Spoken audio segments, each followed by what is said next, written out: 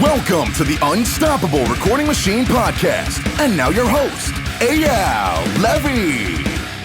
Welcome to the URM Podcast. Thank you so much for being here. It's crazy to think that we're now on our 5th year, but it's true. And it's only because of you, the listeners. And if you'd like to see us stick around for another 5 years, there are a few simple things that you can do that would really, really help us out. And I would be endlessly appreciative. Number 1, share our episodes with your friends. If you get something out of these episodes, I'm sure they will too. So please share us with your friends. Number 2, post our episodes on your Facebook and Instagram and tag me and our guests too. My Instagram is at EYAL Audio. And let me just let you know that we love seeing ourselves tagged in these posts. Who knows, we might even respond. And number 3, leave us reviews and 5 stars, please, anywhere you can. We especially love iTunes reviews. Once again, I want to thank you all for the years and years of loyalty. I just want you to know that we will never, ever charge you for this podcast, and I will always work as hard as possible to improve the episodes in every single way possible. All I ask in return is a share, post, and a tag. Now let's get on with it. Hello, everyone. My guest today is Mr. Jesse Cannon, who is a name we all know and love in the URM community. He's been on the podcast several times, done fast tracks for us, appeared at the summit multiple times. He's an accomplished engineer, producer, mixer, mastering engineer, author, podcaster, entrepreneur. He's done a lot of shit. Most recently has a podcast with the Daily Beast and just finished a stint doing a bunch of big podcasts for Atlantic Records.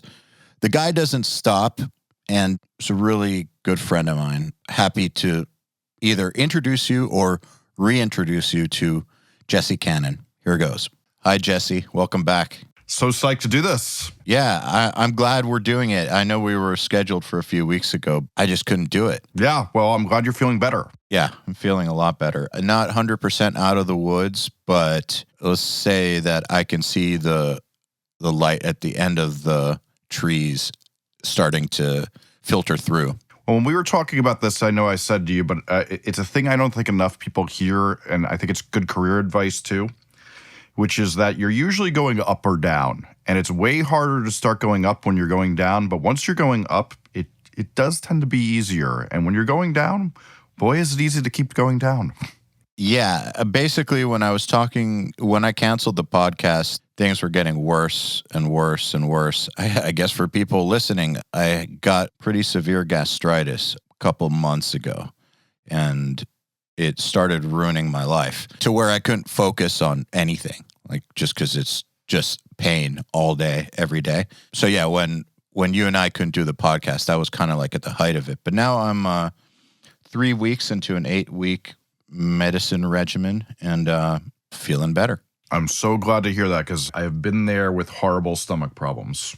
Yeah, it's one of those things, you know, when everyone, when the whole gut health thing came out, it kind of annoyed me because everyone was talking about it, but I guess they're right. Isn't that the cycle, though, that so many times, like I have this experience now that I've been trying to train my brain to not get repulsed by like really left-wing hippie things because I tend to find that they tend to be right if I just wait a little time.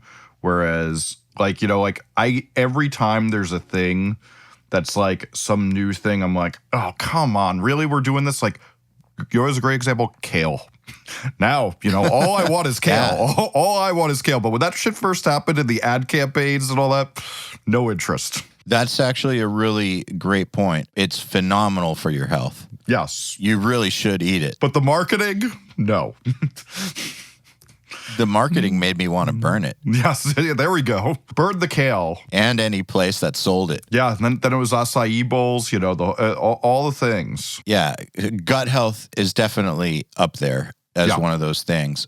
But I guess I didn't realize that it was a real thing until about 2 months ago. I mean, I spend like $200 a month on it because my stomach's terrible.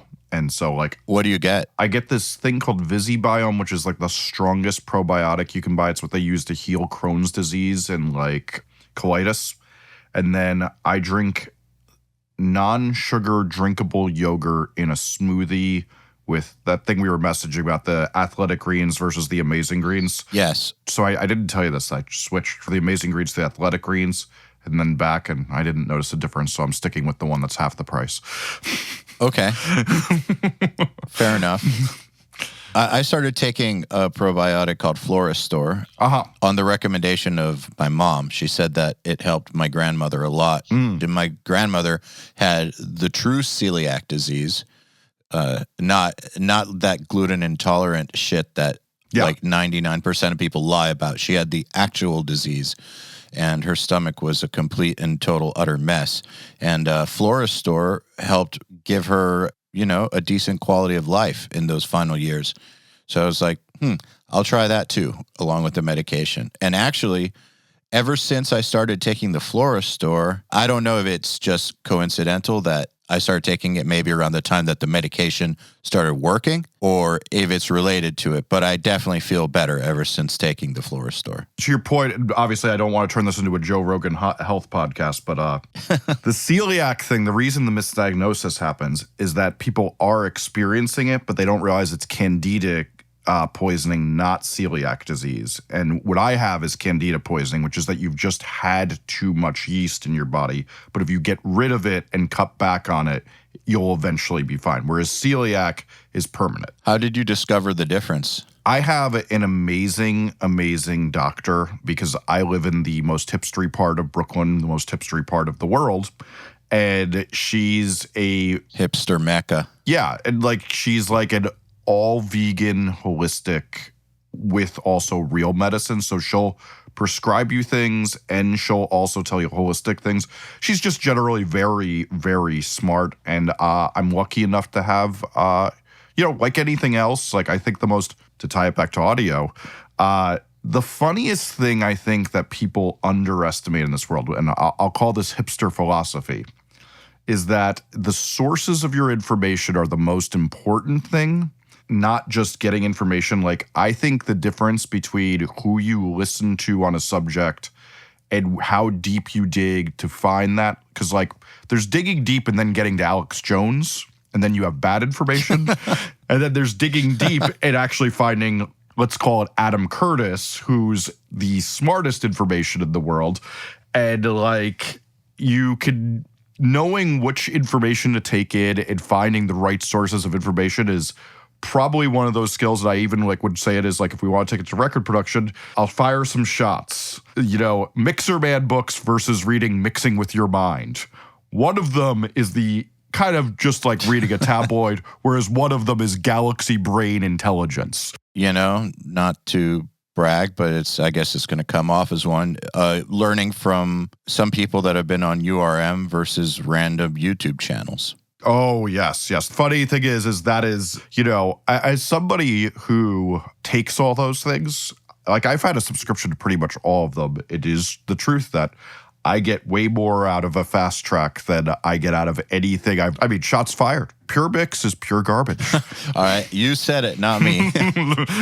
Yes. I said it. As somebody whose year-long subscription lapsed that they couldn't get out of, I couldn't find a single thing in that year that gave me, out of 20 hours of information, that gave me what I get in 5 minutes of a fast track usually from you guys.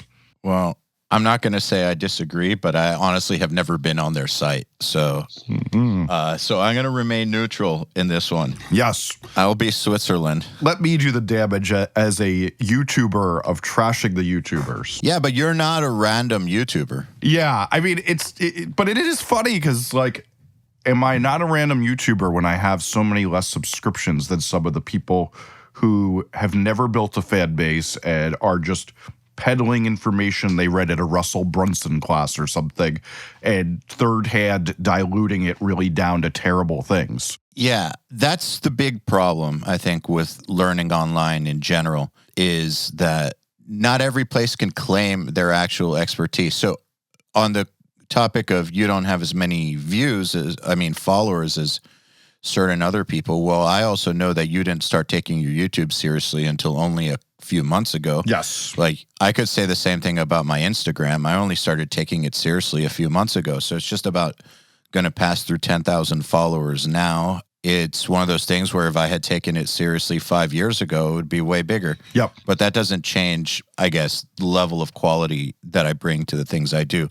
And I think that if you had started your YouTube channel 2 years ago, 3 years ago, you'd have a lot more followers. I don't think your number of followers, in your case, has anything to do with your level of legitimacy. I think also that brings me to the point that when it comes to online learning, and finding sources, whether it is finding the right doctor or who to listen to or whatever, the more credible, the better, obviously. And the problem these days is that everybody has an equal voice online. It's not that I'm saying that can sound kind of weird. No, it's dead on, though. I don't think that there should be any inequality when it comes to people's ability to speak, but the platforms make it a level playing field to where somebody with no credibility or experience in something can be just as loud as a true expert. And to people who are first coming in and uninitiated,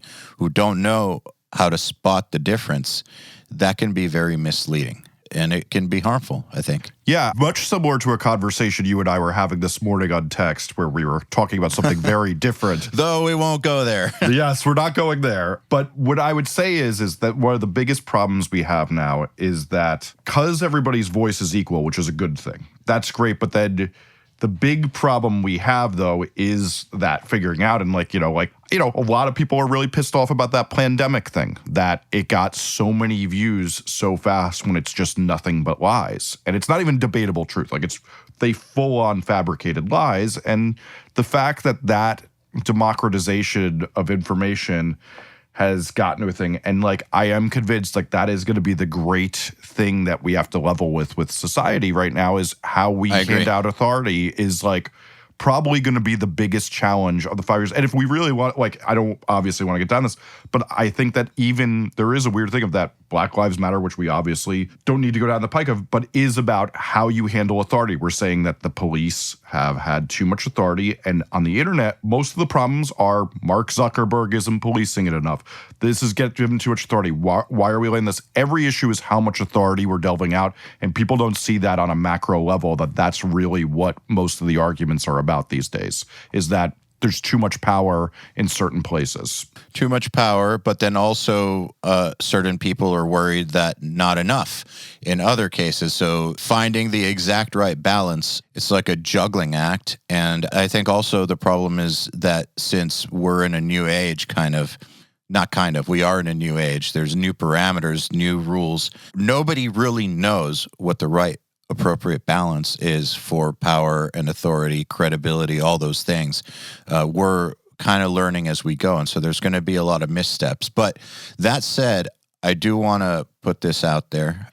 I feel like anytime that there's an advancement in technology that helps evolve society or whatever, there's going to be unintended consequences and there's going to be drawbacks. Nothing's perfect. And so I've seen a lot of people who hate social media, they hate the internet because of all those bad things that we just talked about, like the inability to always know if you're looking at the truth, these weird power vacuums and power plays that take place, and giving idiots an equal voice with smart people. Like that kind of stuff, I get it, but anytime you have an advancement, there's going to be drawbacks. And then as a society, it's our job to then figure out those kinks and fix it. Yeah. If you want to take it back to audio, same thing as when digital came around. Oh, yeah. It kind of sounded like poop at first. I think some people agreed this is the evolution of things. It's obviously going to go in this direction. We should learn it. But there were lots of unintended consequences in terms of quality loss at first, which I think have now been pretty much solved. Mm-hmm. I agree. They've definitely been solved. Yeah, they've been solved. And so as soon as something new comes along, you're going to get the good and the bad. It's hard, I think, for people to not completely dismiss the evolution just because they don't like, the downsides. Yeah, and to take it to another parallel in music, I think one of the most under-discussed things right now is, 10 years ago when we got the TuneCores and everybody being able to upload to streaming, and when we were really seeing the advent of all music going digital stream instead of digital download.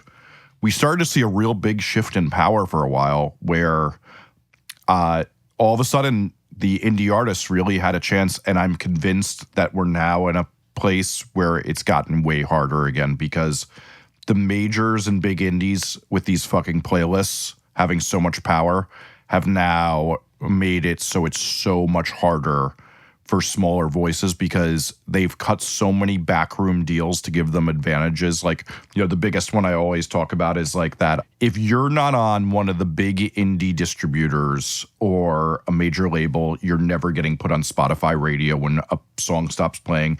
And your chances, while you do have chances of getting on these curated Spotify playlists, your chances are 1 in hundreds of thousands compared to if you're on one of the better distributors, since they're all buying the curators drinks and doing favors for them. And I know this because that's my girlfriend's job. And I was working at a major label until 3 months ago. I saw it, and the inequality is back and worse than ever. And it's really, really disheartening. And I hope part of what we were talking about this morning was when something evolves, there's eventually, we see the injustice and we course correct. I hope that's what's coming soon, is that we start to bring back the opportunity of 10 years ago that DIY artists had, because I think it's greatly diminished in the last, let's call it 2 to 3 years.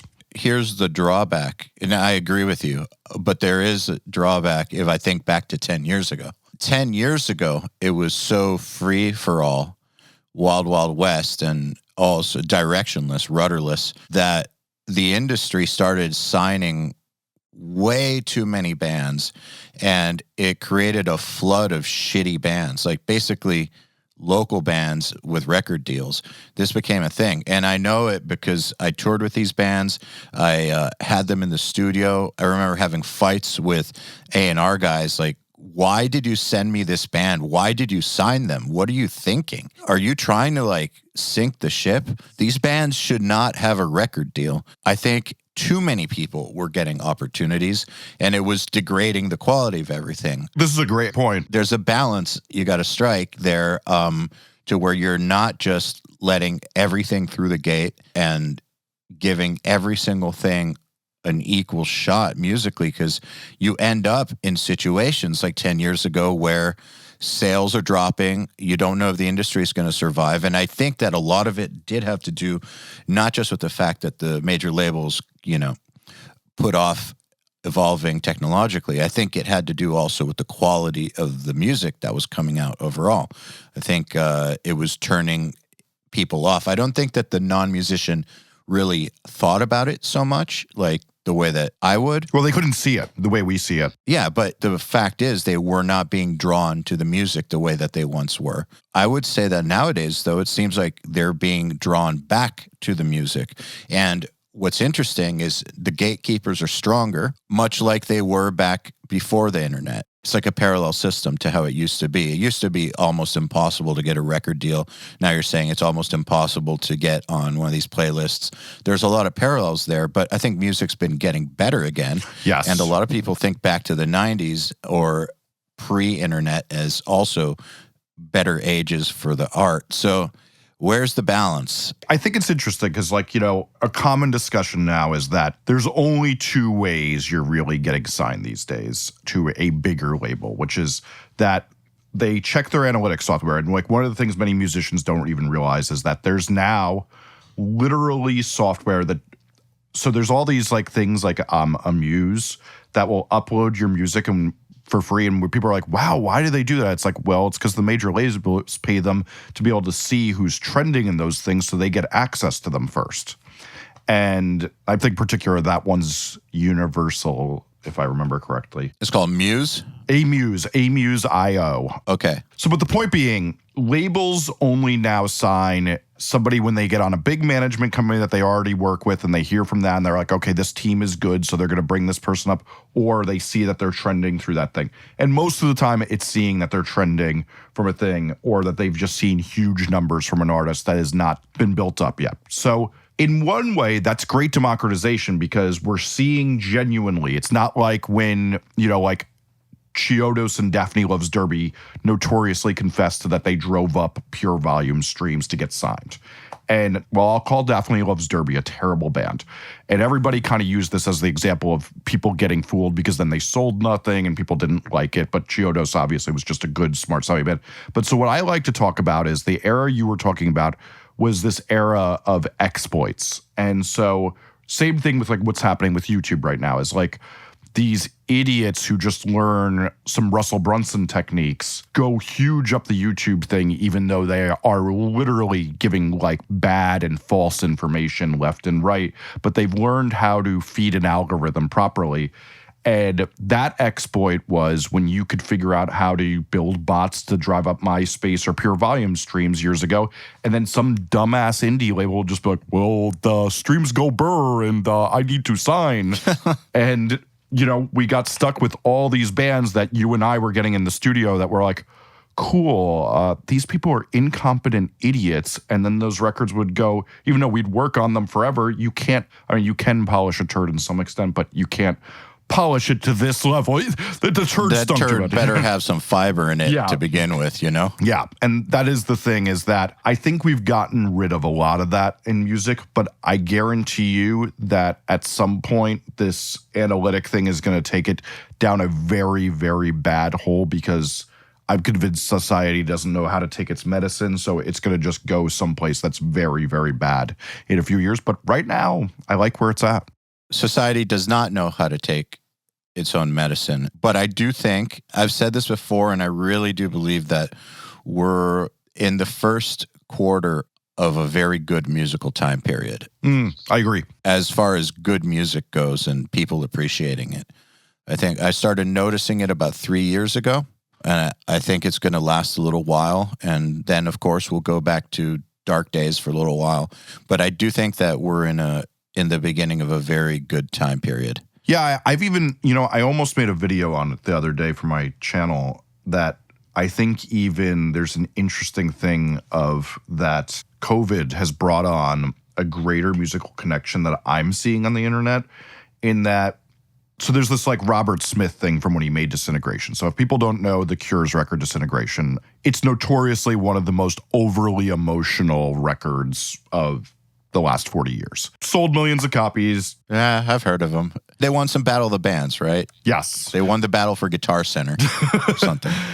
So when I was in the studio with them doing the self-titled record with Ross Robinson, Robert told me an interesting thing that what he did on that record was he did not communicate with anybody during the time of the recording. He could say pass the salt, but he would actually not say how he was feeling about anything and express himself anyway. So he would only be expressing it through that. I think the seclusion of this time is making a lot of people feel music more because I'm just seeing so much more enthusiasm towards it again because we're not getting our emotional needs met. But what I also think will be interesting is since, you know, all these extroverted musicians are now no longer getting their extroversion fed, I'm curious to see if it really brings around new art, great art. And like the only evidence I've seen of it so far is like you watch the reaction to the latest Charlie XCX record, which she made all in quarantine. And this is obviously an extrovert person. And it's like wildly heralded as like this record of amazing, like emotional outpouring. And I will be very curious to see if this becomes a trend that happens from this time. I think it will. So interesting thing I've noticed about artists these days. So I've been doing a lot of podcasting and been talking to lots of people I know who are artists, just catching up. One of the cool things about the pandemic has been the ability to catch up with old friends. But I'm noticing there's two camps. One camp sees it the way I do is as long as you stay alive, it's a massive opportunity. And you're never going to get a chance like this again in your life to have this kind of time and fucking use it. And there's so much darkness in the world. Just what a great source of artistic fuel or creative fuel. There's that type. And then they're being super prolific. And I think that we're going to be listening to their music for years to come. I think a lot of it isn't going to get released right now because of just limitations. But I think over the next 2-3 years, you're going to see a lot of the pandemic music come out. And some of it is going to be fucking incredible.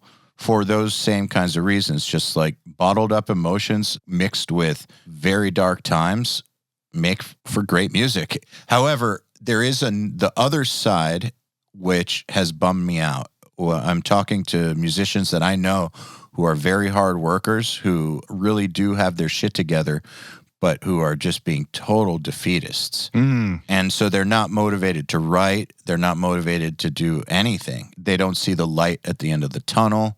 And they're afraid that even when touring does resume, that it's going to be like those social distance shows and the world's going to end and it's all going to be over. And they basically have decided that it's over before it's actually over. And they're just kind of like stuck in their tracks. That's unfortunate. But I guess maybe that's the weak being weeded out or something. I don't want to think of them that way, but it is their choice to respond how they want to respond. And if you want to turn this into the end of the world, you can convince yourself of that for sure. If you want to see this as a great opportunity, you can also convince yourself of that for sure. Both are totally possible. And it's just so interesting seeing who's doing which and then seeing what the results are. Yeah, this is yet again kind of back to what we were saying with the good information versus bad information. You know, there's a passage in my Get More Fans book about a thing that actually happened, which was like back in, I'm going to say it's 2010, but don't quote me on that, when album leaks were like the biggest problem in the world of music. The band I managed, Man Overboard, we had our, you know, the record that cemented that band as being a huge band. After all this work we did for years of working on them, it leaked. But what we did is we put it up on Bandcamp immediately, and it ended up being a huge opportunity. We got covered in like Time Magazine and things like that for it. And it ended up being a really big moment. And it's been the same thing with this, is that a lot of people are seeing this as an opportunity. Like, you know, it's like, even watching some of the album rollouts, like, you know, my favorite band in the world in 1975, like they had an entirely different album rollout. And instead they made a totally genius different album rollout that reflected these times and all their strong suits. And that is what you have to do. And like, you know, I kind of, you know, when we just talked about what we were going to talk about, and this is like, you know, I had with some luck an interesting thing with it too, of that, like, you know, when this hit, I had been working at Atlantic Records for 2.5 years, and they were like, okay, this podcasting thing you're doing, that's on hold. Can you let people know a little bit more about that, just so they understand what a punch to the gut that was? Yeah, I mean, so if you think of it this way, for 2.5 years, I've been at Atlantic doing 5 different podcast series, some constant ones, and like basically like a good amount of not only my income, my time is on making these audio documentaries around their artists. And I had my own series like Inside the Album and another one called Landed. And all of a sudden, like literally on a moment's notice, that's gone. And, you know, whether this is for financial security or just creative security, that's gone. So what I had to do then is like, you know, I couldn't sit there and cry. So I've had a thing all my life that I've known, and I've told every musician to also do this, which is that like, keep a spreadsheet. It's very simple to do, is just devote some time once a month to look back and write down everybody who's a fan of you or has been interested in anything you've done, and just keep track of it. So I started going through and just kind of telling everybody I know who knows I do great work. Wait, you mean like fan as in contacts and friends, you know? Yeah, just anybody who's ever been like, hey, I really like your work. Wow, you're doing great things. Or like people who've liked to hire me repeatedly. Like I just basically like, I write down some fast notes as I do the thing of like, hey, you know, this person reached out. Because like, you know, it's a funny thing too is people are like, oh, should I just do this with my fans too? It's like, I've even had a lot of people who are just like the sound man at the local place who are like, I love your records. And 3 years later, they're an A&R person, because that's usually the trajectory. So I just, you know, everybody that I've liked, I've made a connection with. I'm not saying like I'm doing this in the most networky, skeezy thing. It's like, these are people I like literally, if I ran into them at a show, I'd talk with them for 30 minutes probably. But I've made a lot of those as I've been doing this for 27 years. But particularly in my podcast world is like, you know, I'm at that phase in my life where I don't want to produce 900 bands a year. I'd rather produce just the 9 I care about. So while I mix and master tons and tons of records still, the level of drain I get from putting my head in a production is just too much for where I am. But what I do like is podcasts, to do a lot of them. So I wanted to pick up more work with that. And I texted friends, and within 3 days, I got this job at the Daily Beast Newsweek, which is one of the biggest news publications, if people aren't familiar. And I now produce a podcast that we're in our first week, we went top 3 of all podcasts, which is 1,100,000 podcasts. We were number 3. And now we're literally in the top 50 we release 2 a week, and we're always in the top 50.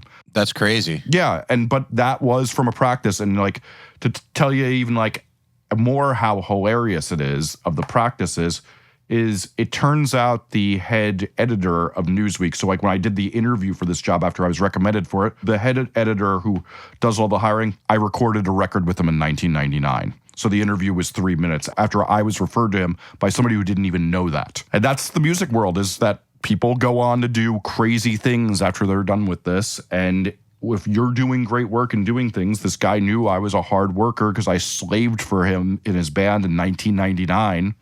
Well, 21 years later, it worked out for me. Yeah. Key thing you said was that it's not networking in a skeezy way, because that's kind of the perfect example of what I call non-specific networking versus targeted networking. And I think that non-specific is the best way to go, where it's just open-ended and there's no goal in mind.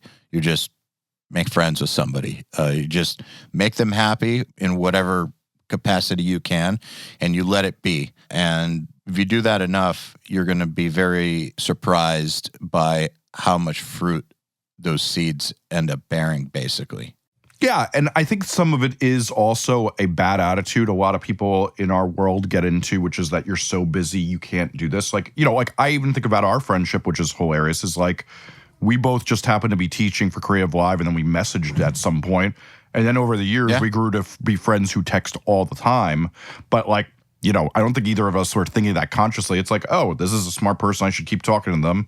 And, you know, then it grows into something bigger. No, it's just organic. Yeah. Like, sure, there's times that I'm like, yes, I really want to nurture this relationship because it's somebody I respect. Like, you know, like, sure, occasionally a musician who I actually really respect reaches out to me, and I'm like, all right, I'm going to put a little bit more effort on this one. But that is naturally how to do it. And I try to just, you know, like with everybody as much time as I can give it. And I just find the dumb ways to give it time. Like oftentimes, like before we talked, I walked and got a coffee to get out and get some air since it's quarantine and I live in hell.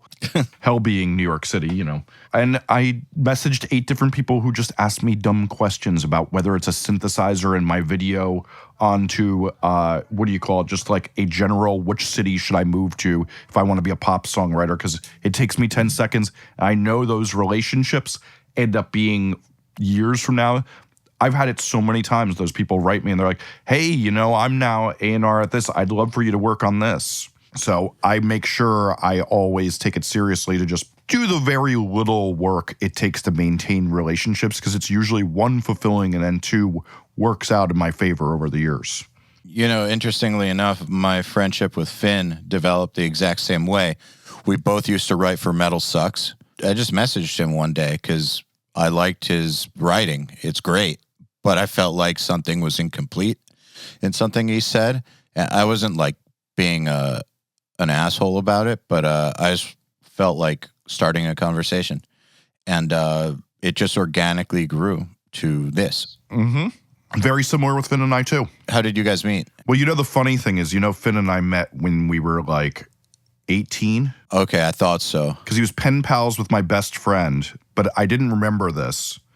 And what I did, another smart tactic for people. So every time I learn of one of my competitors in my, let's call it music promotion sphere of like talking about that, I put Google alerts and Talkwalker alerts on their names. And then I see everybody who covers them. And I'm like, all right, well, if I'm better than them, they should want to cover me too. So I have all of them on a thing. And Finn came up as having done a podcast with somebody I thought really sucked at talking about music promotion. So I just write him, not remembering that we've met before. I was like, the names kind of sounds familiar, but just being like, hey, I do this too. I see you're kind of in this world. And then him and I figured out after a while that we already knew each other. So it was just literally an email. And then after that, obviously, we've been working together and been very good friends ever since. Let's talk about those Google alerts. Yes. Man, you've always got the best tactics. This is one that I never get why, because I've been doing it for 10 years, but it's still not a popular thing. But yeah, what I tell every musician or everybody, I was telling you to do this a month or two ago, while literally I was doing what I was talking about, which is just walking down the street and texting you. I actually did start doing it. You enter in every band or person who's like you, even your genre name, into a Google, or sometimes you might even want to set up a separate email on Gmail for this, and then you just open it up and see who's talking about it. Through doing this, I've found message boards where I've made tons of friends that I didn't know existed. I've found so many different things, and so much of where my career is finding the other, I actually, the video I made on my YouTube channel is I call it How You Find Community and Tastemakers. Because what you're really doing is you're finding the other people who are similar to you that you're going to build relationships with over time. And the Finn thing is the ultimate example. Is we talked about it, and then it turned out he needed teachers through Creative Live, which is how I then met you. And obviously I've done stuff for URM. Finn and I have done a bunch. We both did stuff from Creative Live. And that's how I found my community. And, part of my community is also, I've gotten a lot out of being in the URM message boards. I've learned a ton there. I mean, I'd be a lot richer if I didn't read that stupid URM plugin deals message board, but that's a different story. Yeah, that's just a ploy to keep everybody down. Keep everybody's wallet drained. That's just an authority tactic. Nice. Actually, the plugin deals group is interesting because we take no part in it, which sometimes burns my ass a little bit because I know that we're keeping the lights on for some people. You definitely are. Yeah. For people who don't know, URM's got a bunch of Facebook communities, a lot, like over 70. But one of them is specifically for ridiculous deals that people find on plugins. They just post them there, and then it becomes a feeding frenzy. It sure does. Basically. So a couple years ago, you kind of had a similar situation to the Atlantic thing where you had a client that generated about 25% of your income and they closed out the project. Did you react similarly? Like, can't cry, got to make this into an opportunity, or did you want to die for a couple days? Let's say with that one was a little bit more deer in headlights that, this is somebody I've been working with for 19 years now, and that was 3 years ago. So, yeah, I did basically the same thing. Is that if you think of it this way, this person booked my studio for 20 hours a week, pretty usually for about 5 years, to do various different projects. They have a record label, but they produce a lot of things, but they're not they're one of those people that they need an engineer, they don't get the gear. So I would do that a lot of the time after I do a 10-hour session with the band, or I'd be mixing and mastering all day. I would then do a session at night with them. So it was a real significant chunk of change gone. So not only did I do the same networking thing where I just let people know I was more free to do things, and I got lots of cool jobs from that. I even went around and started making flyers around town, which I hadn't done in 16 years.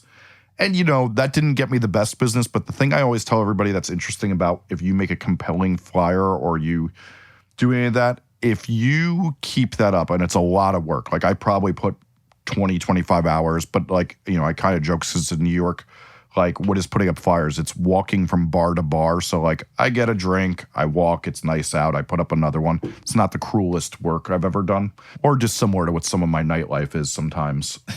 And then I got let's call it, I got 25 clients from that.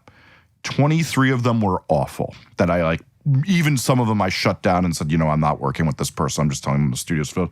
But the two I got from that brought back pretty much all that business, and are still people who generate me a lot of money. So I think there's just that thing of the way we generated this conversation is life's going to hand you lemons. You got to make the lemonade, and you got to figure out something. And usually that something, the hardest part is looking in the eye that it's going to be a lot more work when you already feel pretty busy. Like, the reason I didn't start my YouTube channel 2 years ago, like I now wish I did, is that I'd always go, oh my God, there's going to be so much more work every single week. And it's true. Like there's no week I don't spend 10 hours on my YouTube channel. And, I don't really particularly have 10 hours to give to anything. I've just had to get better and better at giving things to my assistants and getting more efficient at things like that. I can't bounce a master unless I'm going to do a phone call or go for a walk or something.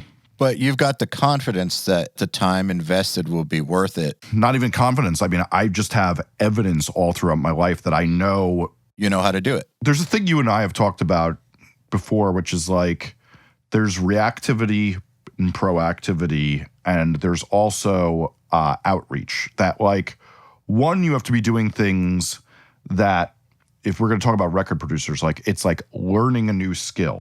My old practice was, when I was starting out, was like I had to spend 15 minutes or I couldn't leave work for the day experimenting on something. So I'd have to work that in at some point. My other old tactic was like, back when this was more of an essential thing, was that I would read. I mean, I've read the Pro Tools manual like 7 times in my life, but I used to make it that I couldn't go out and do anything I enjoyed unless I had read like 30 pages of it a week and understood those 30 pages, not just like sped read them, because that was the proactive at getting skills. Where what I realized back in the day, and Pro Tools was much different in 1999, is that what I got a lot of my jobs from was that everybody would be like, wow, he can do the thing that I've been asking engineers to do and they can't do it. When I was doing drum edits, no one knew how to do drum edits. Like Steve Evans was the only other person I knew who knew how to do drum edits at that time. And literally, when I say this, I probably had 30, 40 engineer friends and no one knew how to do it. And while that sounds dumb in 2020, that was a real thing. I mean, the story I love to tell too is that when Melodyne came out, you couldn't find one person on the Gear Sluts message board who knew how to use it for an entire year. And I finally figured it out. And then I had to teach everyone I knew how to use it, which would take like 3 to 5 hours because that program was so badly designed at first.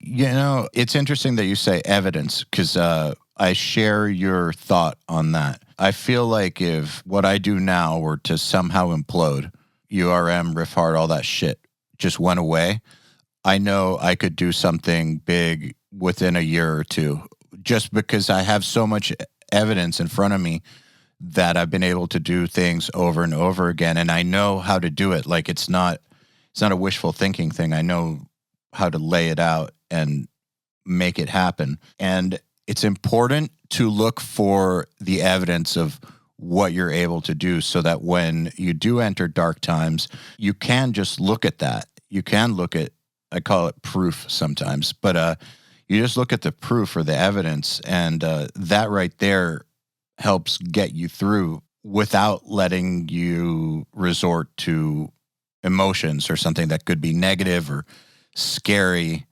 or demotivating, I think. Yeah. Well, to even talk about more about like the evidence, and here's an interesting aside from like what happened during COVID with losing that job. Some people would be like, oh, well, you got lucky and you got that job.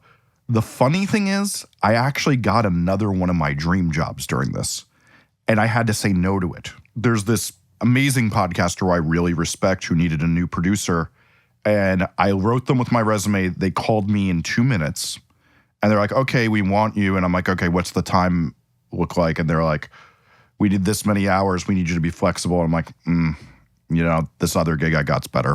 I can't take this. And that was literally also one of those things where I had texted somebody that I'm now free, and they said, hey, did you see this? And I could have had that job too. I mean, and also aside from this, while I'm doing all this, I should also say it's like I also just started a podcast and live streaming studio in Times Square, which we can't technically use right now, which was a little bit of bad luck, but it's another one of those opportunities that happened because I was very gracious with giving advice to people. And the way I got that opportunity was like, for example, like this podcast network would call me and be like, do you know stuff about Patreon pages? I'm like, sure, I'll take 30 minutes to talk to you about that. because I knew, one, it's a good exercise, and two, good people, I want the same done for me. And then I got this amazing opportunity with that.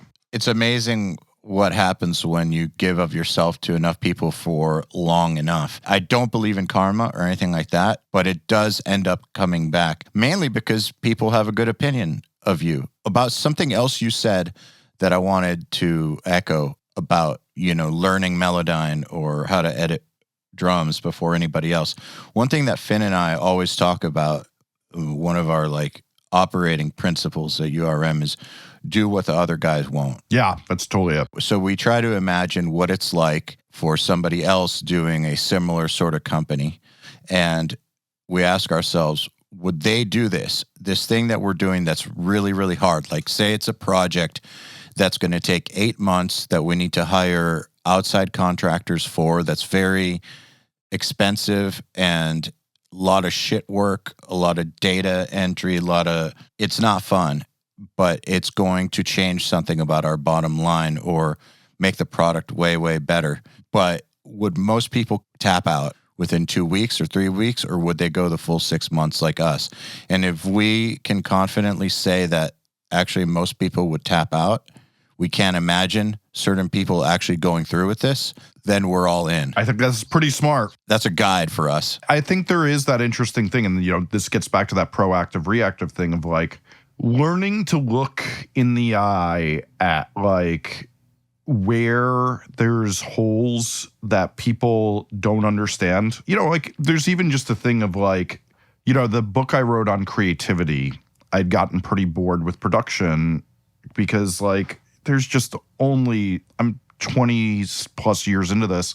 There's always so many times you can read the same things and watch the same things. And sure, I learn new things with plugins and I have greater understanding, but really the production philosophies I wasn't getting it. So I decided to read a bunch of creativity science. And that gave me levels where I can understand, and even for my business consulting stuff, where I talk to lots of businesses about what to do, I'm able to just make better decisions that I know are right because I now understand the science of creativity and what I put into that book. And that is the thing of so much of life is looking at your time with the pie chart. I just even made a video about so many people ask me what they should be doing with their time on social media. And it's well, 50% of your time definitely needs to be reactive, that people just need things from you. But that other time, you need to be learning something. And the other thing is you need to be making people aware of that you know things. The other, it's one of the biggest things musicians, I think, particularly just don't get is that, you hear so many people people don't know this, but I can do this. It's well, you got to figure out a way to make people know that then. Show them. Yeah, it's never been easier to show people, but the mountain of that you got to then do the work to do that showing gets to be too much for people all the time. And that's just a thing you got to come to grips with, is that if you're deficient on either of those three sides, it's not going to work out for you. Is outreach, proactivity, and reactivity have to be in balance. Because if the funny thing is then there's a lot of people who are terrible at the reactivity, which is they get mix changes and they don't do them for 3 weeks. And then their clients hate them and they don't come back to them. So that's where reactivity falls. Whereas proactivity, if you don't get better, you stay stagnant with your skills, you're just, not moving on to better things as fast as other people. Because I do believe that there's, somewhat of an arms race of learning some skills these days, is that just if you're not drastically improving all the time and finding your different skills to do, other people are going to beat you in those test mixes. So that's where proactivity comes in. But outreach is people even knowing to call you at all. I really see that I have to balance my time with those three legs all the time, or else, because I will also say, I fuck up all the time and make one of them deficient. And I always pay the price and then I have to work longer and work more to make up for the time I fucked that up. When you do end up going out of balance, how long does it take generally before you realize it's out of balance and you're fucking something up? Oh, I know it at the time and I ignore it. You know it at the time, but you go through with it anyways. Because you know what it is? It's it's even dumb. A story I tell a lot is after I got done with the creativity book, I was burnt out at a level that I couldn't even think anymore. Trying to form complete sentences some days, you can say oh, he couldn't form a complete sentence. I literally had to sit alone in my studio because I had lost so much sleep and talked so much promoting it that I no longer had anything left in me to give, and that adrenaline just depleted from my body. But then my burnout was so bad that I did nothing proactive. I didn't learn anything because, like, basically when I wrote that book, I spent 4 years being proactive of learning new things, and then I had no urge to do it anymore. And I feel like the last 6 to 9 months has been me being like, okay, head back in the game, learn new things at a level that I was back then. I don't think I've even hit that level because I'm a little too busy to hit that level. But I know when it's happening because it's very apparent. The problem is that we all have things in our life that we look dead in the eye and we go, yep, not doing that right now. I mean, I have recycling I have to take out right now. I haven't done that in a day. Man, putting the earth last. What are you doing? I know, I'm such a bad hipster. Yeah, I mean, of course, I've been guilty of doing that too. I was that way with my health for a long ass time. And then one day I wasn't anymore. And I wish I had started earlier. But I think it's totally natural to do that. And not just that, what you just said about burning out, that's a very, very real thing. Energy and creativity are finite resources, though they are rechargeable, refillable. The fact that they do run out, though, that is a fact. Like, you can't sustain pure creativity for forever. There has to be a moment where you step back and take a break from it. So I guess my question is, that being the case, is it even avoidable, like, to go out of balance? So what I like to say is, like, if we take it to science, matter can neither be created or destroyed. It all comes from something. And it's the same thing with inspiration and perspiration. So perspiration is when you create something, you make a song, but you need inspiration to do that. Now, inspiration can be just sitting around with your guitar till you figure out something. It could also be listening to music. Like, I'm sure you and I both know tons of musicians who don't listen to a lot of music, but at some point they did. Been there. Yeah, but I think there is an interesting thing of that. What they call it in creativity sciences is tinkering. Tinkering is inspiration. So tinkering can be everything from reading or listening to get inspired to just messing around with your own experiments. You have to figure out which one of those you're going to do. Like, I'm right now in a period where, like, if you look at how much I create in a week, it's truly astounding. But I know right now what's out of balance is I'm not getting as inspired as I should. Just because it's like a factory, basically? Yeah, I mean, if you think of it this way, right now I produce 2 podcasts that make 2 episodes and 1 episode a week every week. I'm mastering like 20 records. I'm dealing with 3 different businesses. Like, there's just not the time that I usually take. Like, I usually, in most of my years in the last decade, would take an hour or 2, let's call it 3 days a week, to watch like really thought-provoking YouTubes or read or something like that. And that's drastically reduced down to maybe 1 night a week for 2 hours tops. I'm just not getting inspired the way I used to. And I know at some point that's going to mean my content well is going to run dry to the levels that it's going to be a threat to my life. There was a famous thing with that author, Seth Godin, who's amazing. But at some point he got in a war with this other guy that basically, like, dude, you've just been repeating the same ideas with different phrases for a decade now. You got to get some new ideas. And he took it really well in stride. Kind of accurate, I guess. Yeah, no. Listen, that was an accurate critique of him. And he took it really well. But that is an inevitability that if you're not challenging yourself to get new things, I think it's the biggest problem most musicians have a balance of. Like, a lot of what my creativity book is about is, like, you're taking in new inspirations, but then you also, like, have a thing of that, like, okay, so, like, what happens when you're somebody like me, like, who, I make punk records for the most part, but I pretty much only listen to weird electronic music. And for a musician, how are you going to keep making authentic punk music if that was you? Now, for me, I take it because I like the level of vocal perfection and things like that in the electronic music, and I bring that to the punk music. But, like, I think there's a very real thing of that. Balancing your inspiration with that perspiration is just such an insane task. And then never mind, like, what happens when you get bored of the thing that everybody likes you for and you're not finding new things to bring to it? Well, that's usually when most music careers implode. That's when you need to start feeding your brain. One thing that I wanted for this year was to not reinvent, but supercharge my mind, my creativity, and my knowledge of how things work. And just I just kept reading that most like great CEOs read a ton. I don't know if it's true or not. I suspect it is. My experience when I've gotten to meet really great minds who are steering a ship is that they do know more books than most. Now, if they've just cliff notes some of those books, sure, but they still know the concepts of them. Yeah. So I took that and I gave myself this goal of, first of all, becoming like one of those people, but then also the goal of never being boring. That's more like a personal thing. But also it's important for business because my business is talking a lot of the time. So don't be boring. And what does it mean to not be boring? It means that you have to be interesting. And in order to be interesting, I feel like you have to be interested in things. You have to be, it's like this cycle of interested and interesting to interested, on and on and on. And so I decided I'm going to start reading a lot about anything I'm interested in. So whether it's history or self-help or business or war or whatever the fuck, relationships, comedy, like who the hell cares? I'm going to be reading 3 books a week. I've been doing that since February.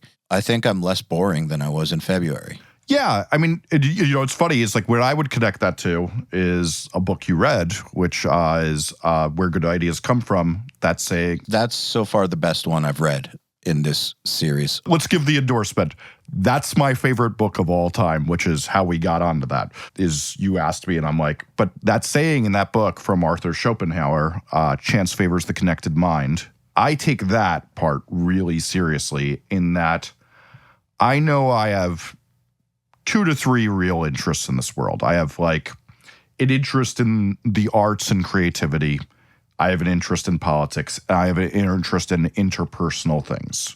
And I try to make sure that that information and everything I'm taking in my diet is bolstering more connections. Because what that saying is, chance favors the connected mind, is the idea that when you are trying to come up with something, if you have more connections to draw from, so that you're able to see, like in creativity science, they call it metaphor quotient, in that you're able to see more metaphors, you're going to be able to make more connections and seeing, oh, if I do like this, and a great example is like, knowing how to deal with a creative problem from record production and bringing to deal with that with an employee problem in business.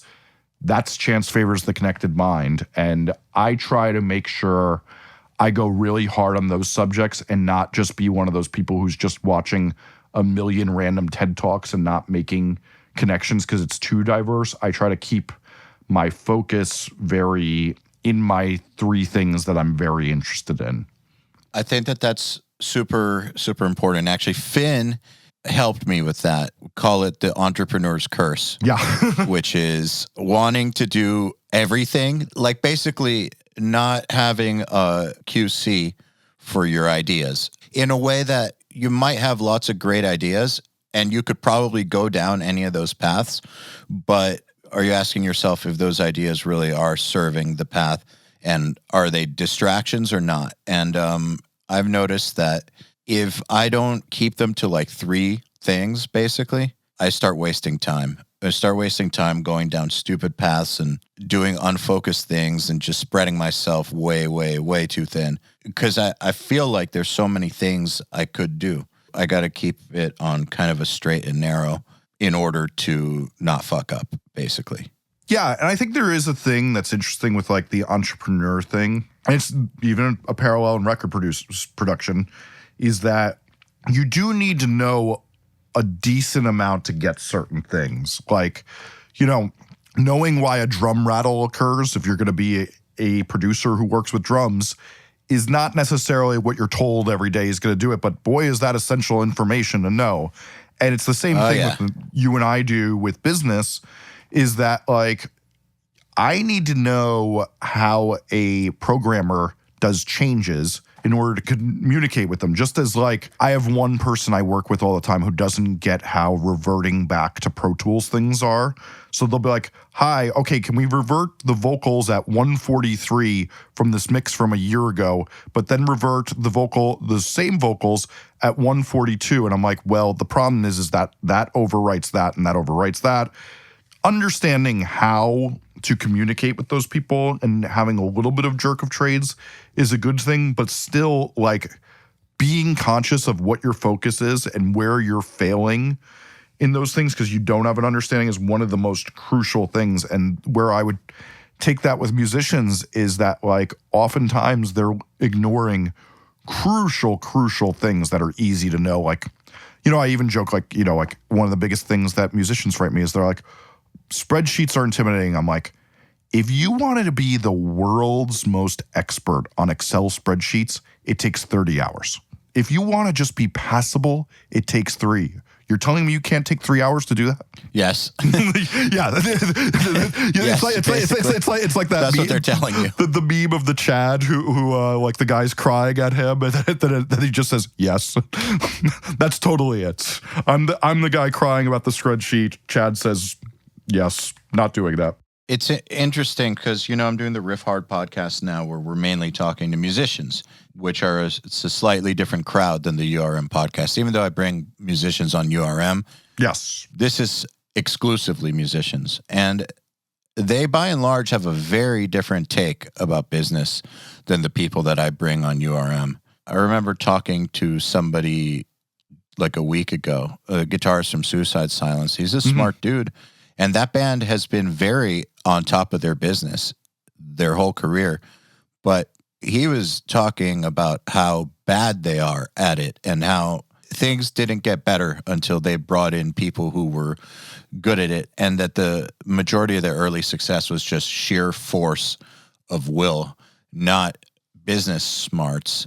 But as he's gotten older, he's gotten better at those things, and lo and behold, it's translated into a career that's kept going and hasn't dropped off. And even when it had its temporary dip, when they put out that one album, they're right back to where they were before. And I do think that it has something to do with, I mean, obviously the music is the most important part, but growing up and not being like he was when he was 20, we'll just let someone else handle that. We'll just go 24/7, 365, fuck the world. Like taking a much more intelligent approach is what's keeping them alive. So I know that even with musicians who are the type to ignore this stuff, the ones who don't ignore it are the ones who end up doing the best.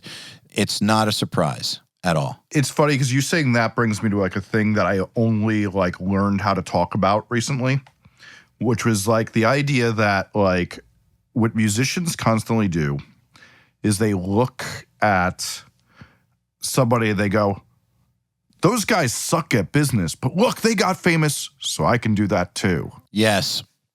But what the problem that people don't see is that there's actually an equation, which is that obviously people who make the best music, their music can spread them, and then you just need to do the bare minimum of work, and then that social media fan propulsion will propel you far. And everybody's songs have like what I like to call a susceptibility rate, which is that people hearing them, how susceptible are they to liking them? And like the percentage of people who hear it and go, hell yeah, I love this.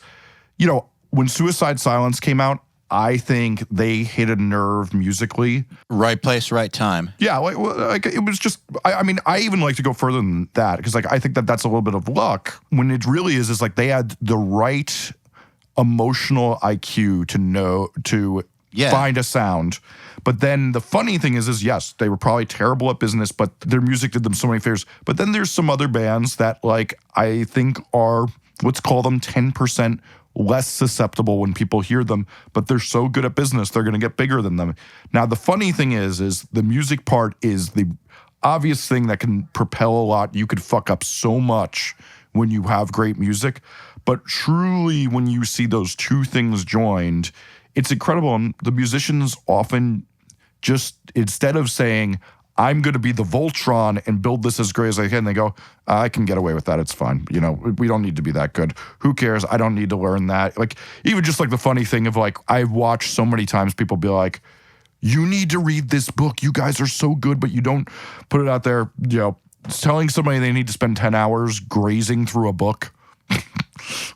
Too high a calling for what I call my hopes and dreams. Two things. So about the suicide silence thing, what I meant by right place, right time is it kind of exactly what you meant. That they struck a chord. Like their artistic thing happened to happen at a point in time where the audience was ready for it and they recognized it. And then they capitalized on it by working their asses off. And the fact that it was at the right moment in history combined with brutality of work ethic, I think overcame maybe their lack of understanding of how business works. So I would say that it worked out despite their lack of business knowledge. I think that what a lot of musicians don't understand is that when you look at situations like that, it's despite. It's not because of. I have an example. Is one time when I was in Florida, a local band with some producers rented my studio because I had a really nice looking studio. They rented it to film some acoustic song with like candles up. I've done this rental of my studio so many times. Yeah, one of those. And their vocals were so fucking out of tune.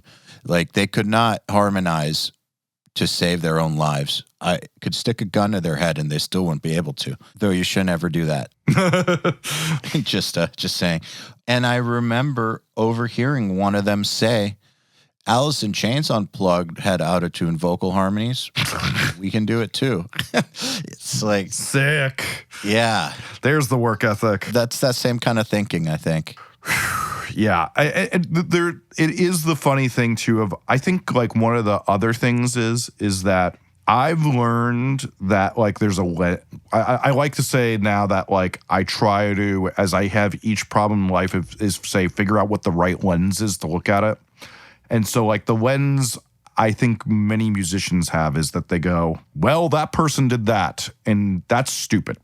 Every time you do that, there's so much margin of error in there. That's stupid. With the real way to ask the question every time is, so like here's a great example is I was just talking to somebody, big artist, has made what's called 6 records. They have like 200,000 monthly listeners on Spotify. Like they're doing really well. And they're like, I'm thinking of this person producing my record. And I'm like, why are you thinking of that? They're like, well, they made a good record with that person. I'm like, I'll be honest with you. That person can make, I've been in the studio with that person. They can make a good record with anybody because they have so much vision. It doesn't matter. You don't have that. The question that most people don't ask themselves is, how do I make a good decision when you come to this decision? And that decision, like, you know, like a good example right now is like, I have to do something for the Times Square business. And I know the only way I can make a good decision on this is if I call up a ton of people who have studios similar to this and pick their brains. But the problem is I don't have that in my network. So how do I offer them value? So I've been writing all these strangers and I'm basically saying, hey, look, I've owned this. If you'd like to have a conversation about any of these things, I know a lot about this, but you know about this thing and I'd like to pick your brain about it for 15 minutes. Is there a way we could do a 30-minute call that's mutually beneficial for us? Musicians just go, producer, make good record. They don't say, does that guy fill in our blanks? Like, we have all these deficiencies. Is that the person who's going to know about them? You know, if your drummer is terrible and you go to a guy who only understands how to make guitars really good, you're fucked because your drummer is going to make a terrible record. Yeah. If your vocalist needs tons of harmony help and the guy's only good with drums, you're fucked. So people don't look at the decisions right. And I've been trying to teach people that that's really the most like pro tip you can do. Have you read Farsighted? You know, I think that's been on my list. Is that Kevin Kelly? No, it's Steven Johnson. Oh, you're right. That is. No, I actually did not read that one. I own it, which is funny. I'm like 100 pages in. It's about this topic, exactly, how you make good decisions. I've been buying up all his books. Where Good Ideas Come From is so good that I just decided I'm going to read all of them. Except for the one about pirates. I don't give a fuck about pirates. But I will tell you the one about how cholera spread is amazing. Ghost Maps. It's really interesting about how they figured out how to stop cholera from spreading is actually really about entrepreneurial decision making. Interesting. You know what's funny? That was one of those books that I was so excited to read it when it was going to come out. And I'm like, I can't wait for this. I bought it and then I never read it because that's what you do with books. Yeah, it happens. But Farsighted is good. I think that any musician who's having a hard time making decisions should read it and think about it. It does talk a lot about just the different things that go into making a decision that's going to be a good long-term decision. I think that one thing that a lot of people make the mistake of, and this is not just musicians, this is like when looking up a successful person to emulate what they did. There's a few problems in doing that. Number one, you don't know you're getting the whole story, first of all, right? So when you find out what a musician did or who they went with, you don't know the whole story. You weren't there, so you don't know what actually went into that thing. Like when you hear about Mark Cuban creating some company, so you think you have to do what he did, it's like, well, you don't actually know how that went down. You don't know what went into it. You don't know what the situation on the ground was or what the conditions were. So it doesn't even apply. So first of all, they're not looking at the whole picture. Mm-hmm. Second of all, they're not realizing that they're not the person they're comparing themselves to. So, like, for instance, I bring up the example of when bands would go to Bob Rock after the Metallica Black Album wanting that sound, and he'd always be like, well, you're not Metallica. I can't give you that sound. People need to realize that they are not whoever else they're comparing themselves to. Whatever it is that you do is going to have to be new. And so, by definition, you can't just look at what someone else did, let alone the fact that you can't ever truly know what someone else did in another project. You shouldn't look at it too much because it doesn't even really apply to you. And then number three, there's that thing that you just said, that people aren't doing a full analysis of whether or not the solution that they're seeking is actually going to solve the real issues.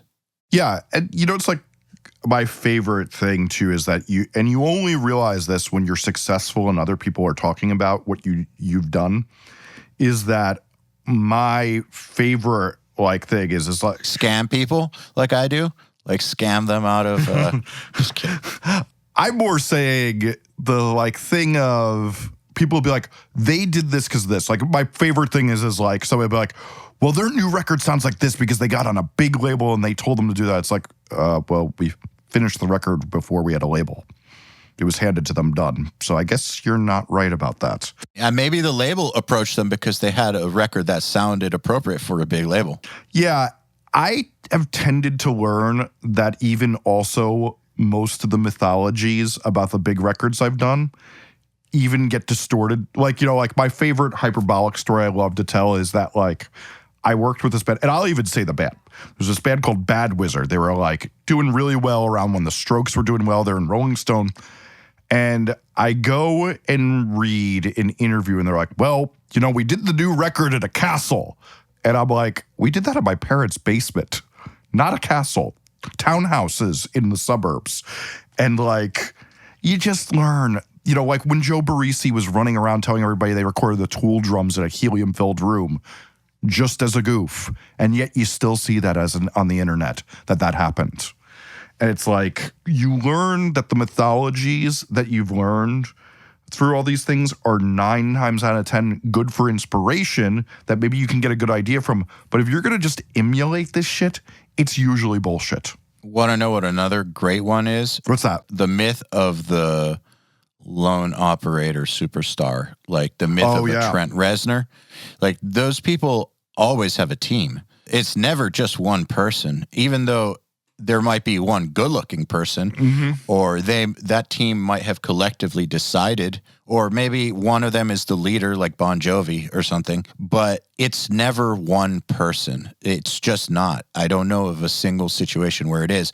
However, there are lots of situations where it's billed as one person, and like in the example of the Trent Reznor, a lot of people will look up to him and not think about Atticus Ross or Danny Lohner or any of the people that were involved. They'll just look at Trent and say to themselves, well, I can do it all myself. And no, you can't. And that is the interesting thing too. And Stephen Berlin Johnson talks about this a little bit, is that there's this myth of genius and like what they call the lone wolf genius. And what we're seeing now, like the most interesting thing, I just literally edited a video on this, is that since 1975, no invention that has been considered like innovative in a field that has changed a field has been invented by one person, yet the majority of them were invented before 1975 were invented by one person. But it's because we've now picked all the low-hanging fruit. I believe this is the truth in music too, which is why you see so many of the artists now have so many different songwriters and producers, because to make a song that really has exceptionally like that you're like, oh, where the fuck did that come from? You need so many different minds that have just looked at it and done it. Yes, you could still find examples of like a Billie Eilish and a Phineas that are going to see things through such a lens, but that's so rare. And if you want to replicate that repeatedly, still more than one person. Yes. But more even the thing of that, if you want to replicate genius on a sustainable level constantly all the time, more than once every couple of years, you need to employ multiple very smart people. And so that's why you see, you know, the memes on Facebook love to make fun of a Beyonce song having 9 songwriters, but it's also like, hey, you know, that pop song is way more out of left field than most pop songs, and that's the way they get a result to make it so Beyonce has a record every 2 years. Yeah, that's increasing the possibility and likelihood of adjacent possible brilliance, basically. Yep, that is exactly it. It all goes back to that fucking book.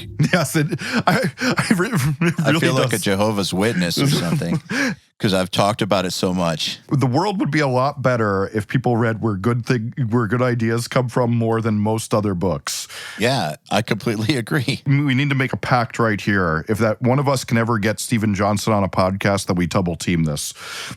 Hey, I'm totally down. If that ever happens, I've tried. If that ever happens, I will bring you in. Nice. And now I'm going to hold you to that. Yes, I've tried numerous times, and to the point that I even thought I saw him in Brooklyn once, because he lives here, and I was fully going to just accost him with his family, but that was just another white guy who looked like him. How have you gone about that? I've emailed a bunch. I've tried to be like, I know he's really into music. He writes a lot about music in his newsletter and how much he loves that podcast Song Explorer. I'm like, hey, look, I do something like this. I'd love to talk to you. Please, please. Nothing. Is he a best-selling author? Like, is he big? I don't think it's that big. I think he's like the smart people know. That shit is way too intelligent for mass consumption, I think. Yeah, I think that is the thing. I mean, it is funny, you know, one of the dumbest people I knew recently, I saw the book on their bookshelf and I was like, well, that's something. But, you know, there is just a thing that sometimes what you're writing about is not going to be understood by everybody, and that's not going to be what sells. I just as I would argue, like, you know, the big argument I made right now is like, you know, everybody's saying Charlie XCX made the most forward-thinking pop record of the last 20 years. Well, it was 111 on the pop charts, and she's on the Atlantic Records. She had all the resources, and yet the ears it fell on, not so much. Yeah, I didn't realize that it was only 111, but that makes sense. Yep. As far as books go, I call a lot of these books airport self-help books. Mm-hmm. And I actually like some of them. Like, same. I just read The 10X Rule by Grant Cardone, which is totally a superficial book, but it's awesome, and it's totally an airport self-help book. But it actually really helped me out, like, to focus myself. But I think that the Stephen Johnson books are not airport self-help books. They take a lot more thought. Therefore, I think that they're not going to be as appreciated by the mainstream. Unless if he starts a big YouTube channel. Yes. And debates college students or something. There we go. Got to debate the college students. I think, you know, the other big problem we have in learning now, though, is like that thing of that, and I know you guys go through this with like video length, is that there's a certain amount of information people are willing to bite size. And a book like Berlin Johnson's are big bites. And it's the same thing, like, you know, I read a thing that you can tell from the data on the Kindle somehow, that book Thinking Fast and Thinking Slow is like the least finished book that's bought. And I know it because it took me forever to finish it because it's so fucking dense in trying to understand it. You have to look up so many of the terms to understand it. And yeah, I'm moving slowly through it. Are you? Yeah. I mean, I'll be honest. I think that book, I probably finished 10 books in the time it took me to read that. And I think I false started it like twice. And it's an incredible book and it literally changes the way you see the world. But it's so hard. Whereas most of these books that are at the airport are what should have been a 20-page article, but 20-page articles aren't profitable at scale. So they become 240-page books with a large font because they tell you to never put out a book longer than 240 pages or it doesn't sell. And so then we get this industrial complex of books that just reiterate the same fucking idea 6 different ways in a really long, blown-out way. And it's the same problem with YouTube right now, is that YouTube doesn't reward videos under 10 minutes. So half these videos have crazy long explanations. I literally watch people bitch about the lead-up all the time, and then I also get comments that are like, thank God you don't do that. And I make it a business plan to go, okay, I have to hit 10 minutes, but I'm not going to bullshit through any of it. I'm going to just find the way to do this deep dive on a subject. And that's why people appreciate it. And I think that's also why people appreciate Finn's YouTube channel. Perfect example of it is that no filler, actual finding the deep dive and how to do the thing on it and putting the time in. And like, yet again, it's kind of where we started the conversation is like, you know, people have realized these stupid exploits. And it's even the thing of like, you know, a video on how to repair a Herman Miller Aeron chair. In order for it to get picked up by the YouTube algorithm, has to be 6 minutes. So some guy sits there, tells you how much he loves the fucking chair for 3 minutes, and then shows you to turn a screw one time. Lovely world we're living in right now. Well, that's why we didn't focus on YouTube for a long time at URM, because I don't think it's the best medium for education. I think it's a good medium for information. There's a difference between information and education, because sometimes education really is as simple as do these 3 things, but do them over and over and over and over and over and over and over again. Come back in 2 weeks. After you've done that, write down your results. We'll talk about it. That's not a very interesting YouTube video. Yeah, it also is that thing of that the saddest thing I've learned with YouTube too is that, yet again, the medicine is not the thing I want to take. Like, you know what's a really funny thing is like, I put out a video on how to do social media yesterday, and it's, of course, my fastest growing thing. And I say at the top of it, I'm like, you all reward these videos by clicking on them. But when you're an artist, because like my video's all on how you get to 10,000 fans. When you're under 10,000 fans, if you're mostly focusing on social media, you're going nowhere, because that is not where the answers lie. The funny thing is the answers lie in that thing we were talking about before, which is the Google alerts and the Talkwalker alerts and finding your community and all that. That's where it really works. Social media works at scale, but like it's unbelievable how much people can't get that through their head that they do it, and that all they do is click on that, and then that becomes the whole algorithm. And because of that, society doesn't take its medicine, and then everybody wonders why they can't build their fan base. Yeah, it's pretty interesting. I've actually talked to some people about this topic, about growing on social media, and because it's something that I actually didn't focus on until recently. Like, I was fine not focusing on it till recently, because everything was going well. But then I just started thinking, well, how much better would it go if like I had 50,000 people on Instagram or something? So I've been focusing on it really, really hard, and about to pass 10,000. It's shot up exponentially. And I have been very focused on social media tactics and strategy. However, and this is the big however, kind of to your point, it's only working for me because what I'm feeding into those tactics and strategies are my 20 years of experience with everything I've done. Guitar, entrepreneurship, production, all of that. That's all feeding this stuff, all real world shit. If I was starting at 0 and then did the same tactics and all I did was try to base social media on nothing, I think maybe there's a small chance that could build a following. But I think that the odds would be stacked against me. Yeah. And I think the other thing, though, is that the most underestimated thing right now about social media is that at the core of it is connections. And you have a lot of thoughts people can connect to and a lot of things. And you also create a lot of content people can connect to. You know, like I always think of it as that, like, if you make one podcast every 2 years that I find incredible, I somehow still stay bonded to you. Like I keep you in my feed. I might still follow you in social media. I do that too. Yeah. And then, but it's like a funny thing. If I read like 10 tweets where I'm like, this person's a fucking idiot, they're gone. But in Instagram, where they're just telling me who they've interviewed lately, I'll give you 2 years of terrible content as long as you give me that one podcast episode. And I talked with people a lot about this because I'm constantly consulting on podcasts. And it's like a funny thing of like, you know, you are making so much great content that it's easy for you to have something sticky. Now, the funny thing is when we're talking about musicians or producers, I mean, how many posts of just good morning to the picture of your studio from the same angle before it gets boring? But, you know, oh my God, just tried out this new Soothe 2 thing and showing something helpful. That's something that keeps people around. It's knowing that value and connection key is like so much. Thinking of that instead of the dopamine hit is so much of the key. 100%. To prove your point, back before I cared about social media, even though I had social media, I would sometimes post those studio pictures. And they did okay, relatively speaking.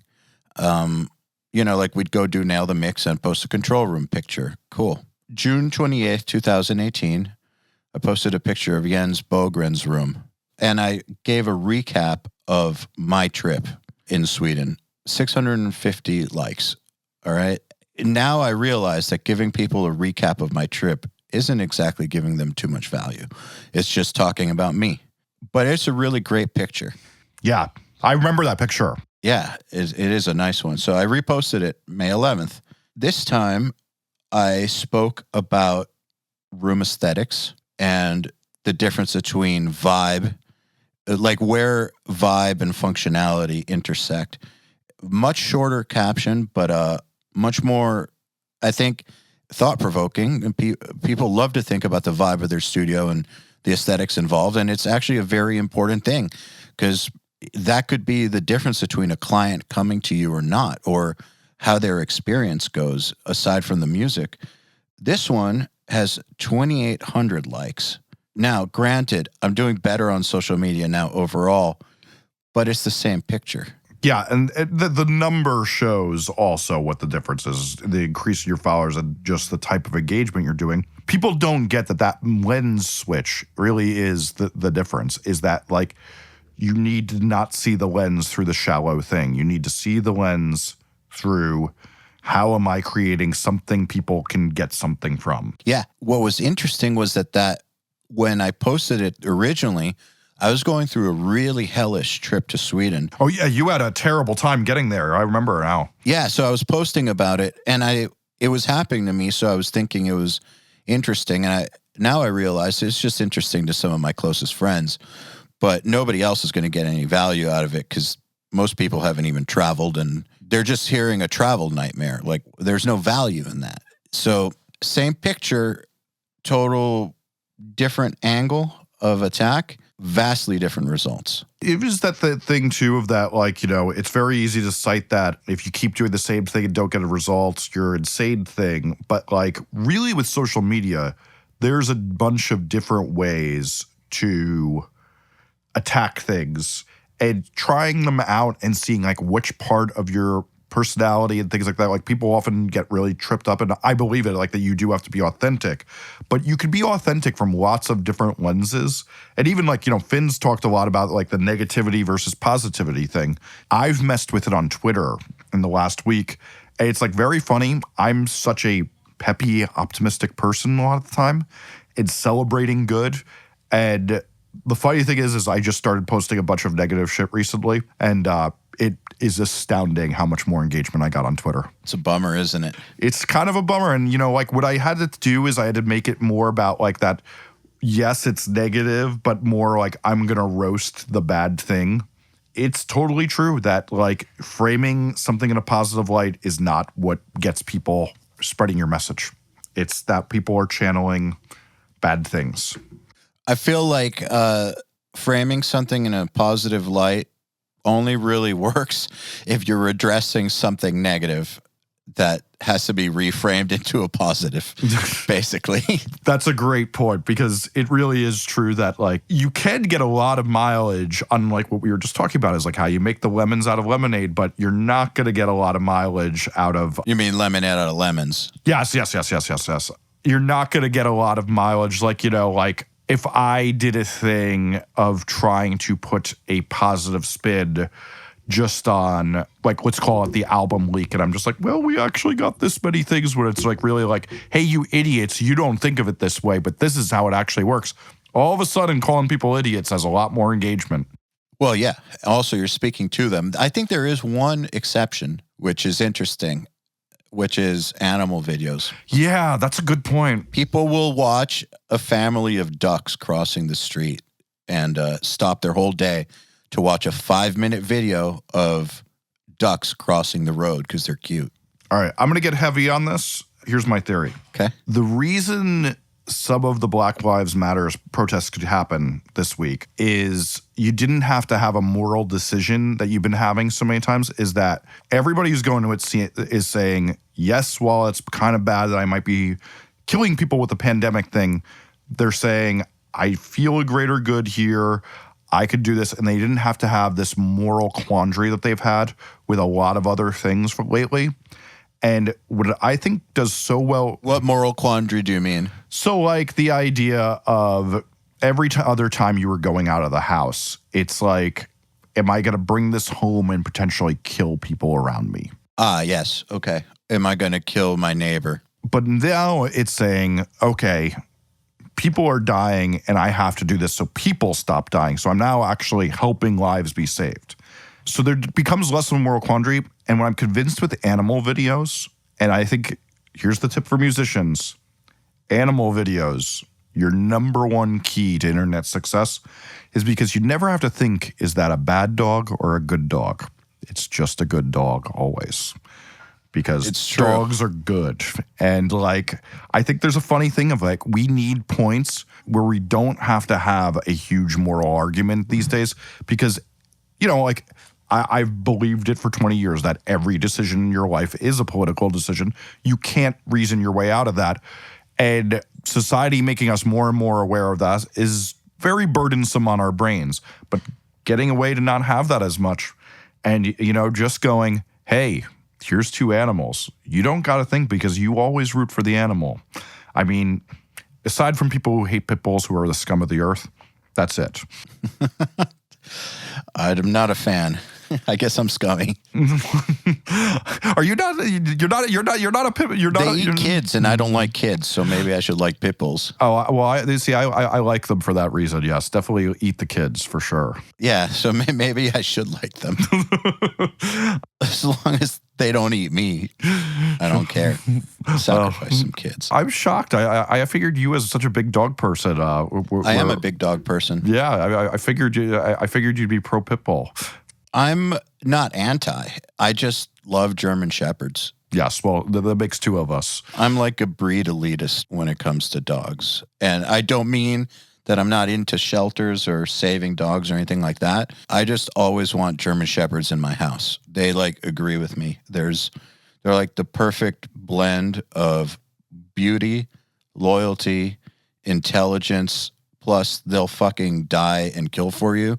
And they're funny. Yes, they are. I've had a lot of different dogs. The German Shepherds I've lived with are the funniest dogs of all time. Yeah. That's totally true. They're hilarious. I will say this. While I don't think you should ever engage in classification supremacy, German Shepherds are the funniest dogs. Yeah. I say the classification stuff with like, I'm halfway kidding when I say it, but I just really love the vibe. I just love their personality. And then all those other things, how trainable they are. That was super important for me when I had a studio, because I needed to make sure that, first of all, people would be scared to break in, but also that my dog wouldn't eat the clients. So they're the perfect dog for that situation. Not eating the clients is important. Yeah, but then also having it be able to be controlled is important too. If you ever have Ross Robinson on, you got to get him to talk about his dog training method, which is to, every time the dog does something bad, to just say "good dog." It's truly remarkable how well it works. As in, why is it like it's a good. He said two is it golden a rebel? retrievers. So he says "good dog," and the dog stops doing whatever he gets praised for. It's a golden. He said two golden retrievers in the time I've known him, and it's like they're never doing anything that bad. They're like stealing your food, but like or farting a lot. Yeah, it actually just makes for good comic relief in the studio. Yeah, and I'll say this: I've said it before, but people who have a problem with dogs are weird. It's a personality test. Yeah, no, it's because you know what I'm convinced it too is. So like we were just saying, I fucking hate children and babies. But you know what I do? I smile around them. I say hi. If you ask me if I want to hold the kid, I say I don't think that's in your child's best interest. But there's a thing with learning to be good around dogs. That's just also just like a common personality test. It's the same thing with kids. When I see a kid, particularly one yelling in a pool, I think, fuck this little piece of shit. I wish it was an abortion, but I smile. Jesus Christ. I mean, truthfully, I'm just being honest here. I hate the inconvenience many children bring my life, especially on an airplane or in a pool. But I smile the whole time because what you learn to do as an adjustable human being is you say, this isn't their fault and I have to be good around them because you know who's not good around them? Fucking assholes. And you just take the loss and you give yourself to it. And if you're not good to a goddamn dog that is just usually a source of goodness in the world, you're a fucking asshole. I agree. It's also because of the fact that they're designed by us for us. That's a great point. I know a lot of people that are like, it's just a dog. And it's like, yeah, okay, maybe it's just a dog, but name me another animal that we basically created and engineered. So it's a dog is a GMO basically, but a good GMO that we created to be so many different things. But like, for instance, all the traits I named about German Shepherds, those traits were designed. It's designed to be that way. It's such a useful and like perfect companion to people that if you have a problem with them, what the hell's wrong with you? Strong agree. And it is, I think that is the thing. But, we have to also remember, we come from the subculture where you're allowed to be a bad fit to society really easily. Some of these people, they thrive on that part of their personality. I know that, I have to be a good fit to society if I want to keep advancing myself. So I smile at the baby. Man, keep your babies away from me. Strong agree. Really not trying to be around that baby. Like, I don't really know how to smile at kids. I guess it's because my brothers don't have kids. I don't have kids. And most of my extended family who's had kids, I've never really had much of a relationship with their kids. Like, a lot of people have like nephews or whatever that they're have good relationships with. I've had like no relationships with kids in my life ever. So they're kind of just like this weird foreign entity, and I'd like to keep it that way. You are luckier than me. I don't get that pleasure. Yeah, well, I'll just keep bragging to you about it, and you can be really, really, really jealous. So let's talk a little bit more about podcasting. Are you looking to open up your own podcast studio at any point? I've had that. My studio in Brooklyn has been very largely a podcast studio. We produce a couple very big shows there, particularly in African American entertainment we do there. And then the one in Times Square, we have tons of people who are already signed up to do things there, like Samantha Bee and all sorts of stuff. We just need to be able to open and operate it. Because New York City is still locked down right now. But yeah, I mean, I'm putting 2 feet into podcasts because the idea at 42 of yelling at an 18-year-old to tune his guitar is just not something I can do anymore. The other thing I will say too is like, how there's like producers will make fun of like the person who hits record versus the producer who really goes in and does things. Like, on the podcasts I do such a high level of production and development. And that's why that I'm doing podcasts that are in the top 100 and things like that, and producing like these high level things is because like I'm putting a level of thought and production and work that most people aren't doing. And that thing we were talking about before of like, what are other people not willing to do? We literally do that on the podcast I do all the time. Like there's a great example is we tape probably 3 to 4 interviews and drop 2 all the time for a show because we're like, that wasn't that interesting. That wasn't that good. Let's keep the best things. And a lot of people are like, oh, that person's gonna be mad at me. It's like, we make a good content. Yeah. And the other crazy thing that we do. I do that too, by the way. Yeah. I mean, you got to do it. Not to that ratio, but there's a graveyard of URM podcasts now. That's good. I made that mistake when I was still doing interviews with noise creators as I aired them even when they were like, I had like one guy get in a car while he had been drinking. So he's drinking and driving on the podcast. And I still aired it, even though Holy shit. Yeah, it was awful. And you can hear it. but Holy shit. Even the other like big thing I do is like we try to put like I make Venn diagrams of what every segment should be and how that would be good, and we try to hit those marks. Like we just develop and develop and develop every podcast. I'm doing one right now that's going to be out in a few weeks. That's amazing. It's called Killed by Desk. So Killed by Desk is interviewing people who are no longer making their main living from music about their new living and their new shitty day job. Mm-hmm. And we don't let them talk about their music career. But we talk about how their job has affected their lives. Is it a little bit not like this, but kind of like, Doc Coyle's X-Man? It's more comedy. And the crazy thing that these guys do, because they're comedians, I just produce it, is they interview their coworkers and then come at them with a knowledge that is just astounding of what they do.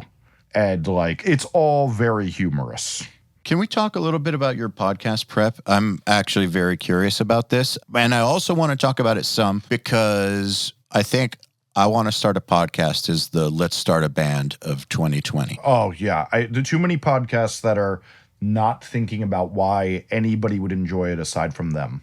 Yeah, I bet you do more prep than I do. As you know, we do the pre-interview, which serves a few purposes. I don't always follow them, but it's because a lot of the people I interview don't have a lot out there about them. The musicians do, but a lot of the producers have very, very little. So I need a way to learn about them, like learn about who they are when there's nothing really out there about them besides maybe like 3 tutorial videos they put out and like some bio. So it helps me be prepared. Even though I could wing it, it helps me be prepared. And then also with repeat guests, it makes it to where we don't have the same conversation. And to me, that's the minimum. If there's more I can do, like if the person has written books like you, I'll read the books. I'll listen to their music. I make sure that I know who I'm talking to, but I don't do Venn diagrams and stuff like that. And maybe I should. I want to hear about what you do.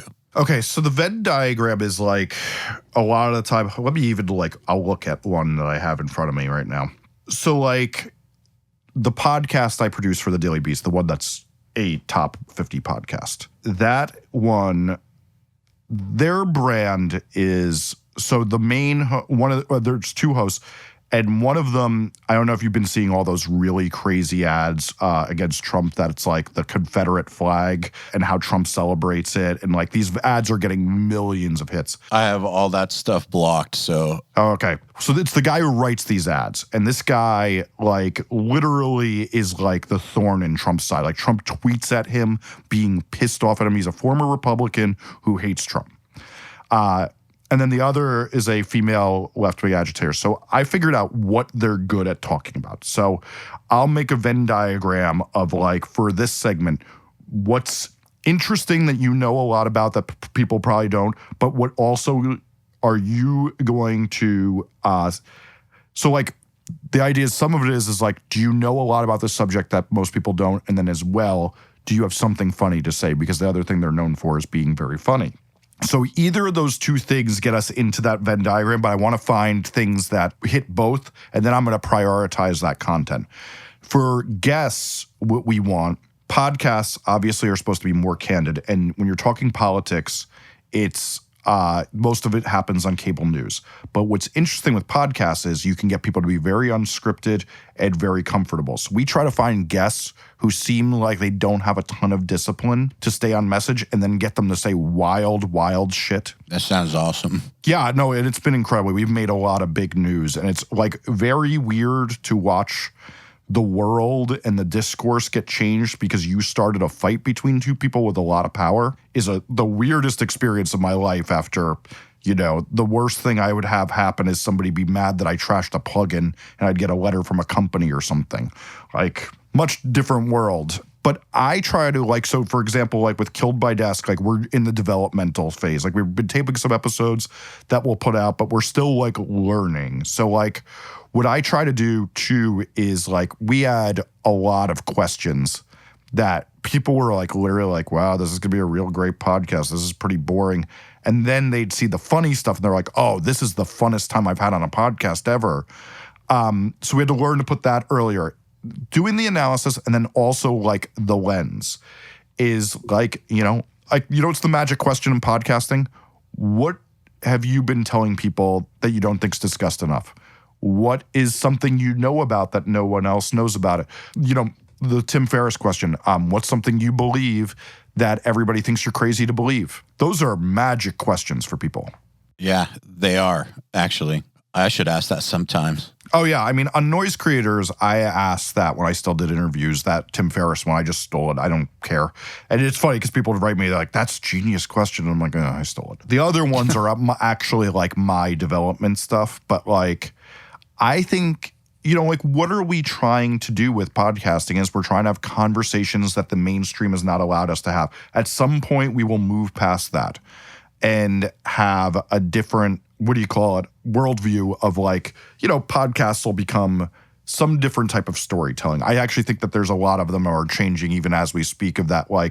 A lot of what narrative podcasting is becoming is that if we tried to tell this story with video, it'd be too expensive. But audio, have you heard Wind of Change? No. Do you know what it is? No. Dude, you're going to love this. I know a Scorpion song called Winds of Change. Well, guess what? Did you know the CIA wrote that song for them? Nope. Well, there's an 8-part podcast done by a very famous journalist all about how that's true. Really? Dude, it's amazing. When you listen to it, you're going to be texting me and you're going to be like, this is amazing. But the thing is if you tried to do this on video, it'd be so expensive for the amount of viewers you'd have, it would never work. But audio, that's becoming a really great thing. Oh, this is this is an actual topic. Are you sure this isn't 5G and coronavirus? Dude, when you listen to it, it's not conclusive that it's 100%. But man, is the evidence in all the other thing is too is it talks about the history of the CIA doing things like this. It's just an amazing story. You know what? When you get to the end, you don't even care if it's true or not because you just like a David Lynch movie.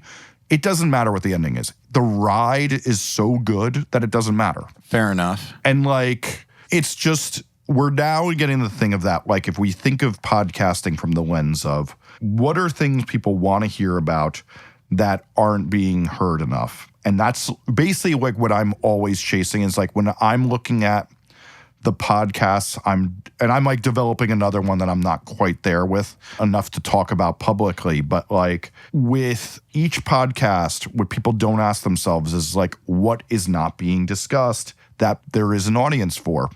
And, that could be sometimes hard to see. You have to be an expert at these things, but you can always put out feelers and see what happens. And I think with Killed by Desk, for example, it's this is really interesting to me. It's really fun because the guys who are hosts are funny, but we're going to see when the pavement hits the road.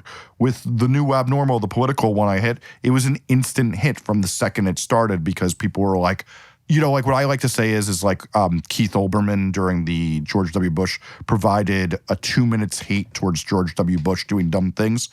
No one's really tapped into that with Trump as well as they should. It's there's a lot of corny mockery of Trump of calling him a Cheeto, but it wasn't actual educated why you should hate this man.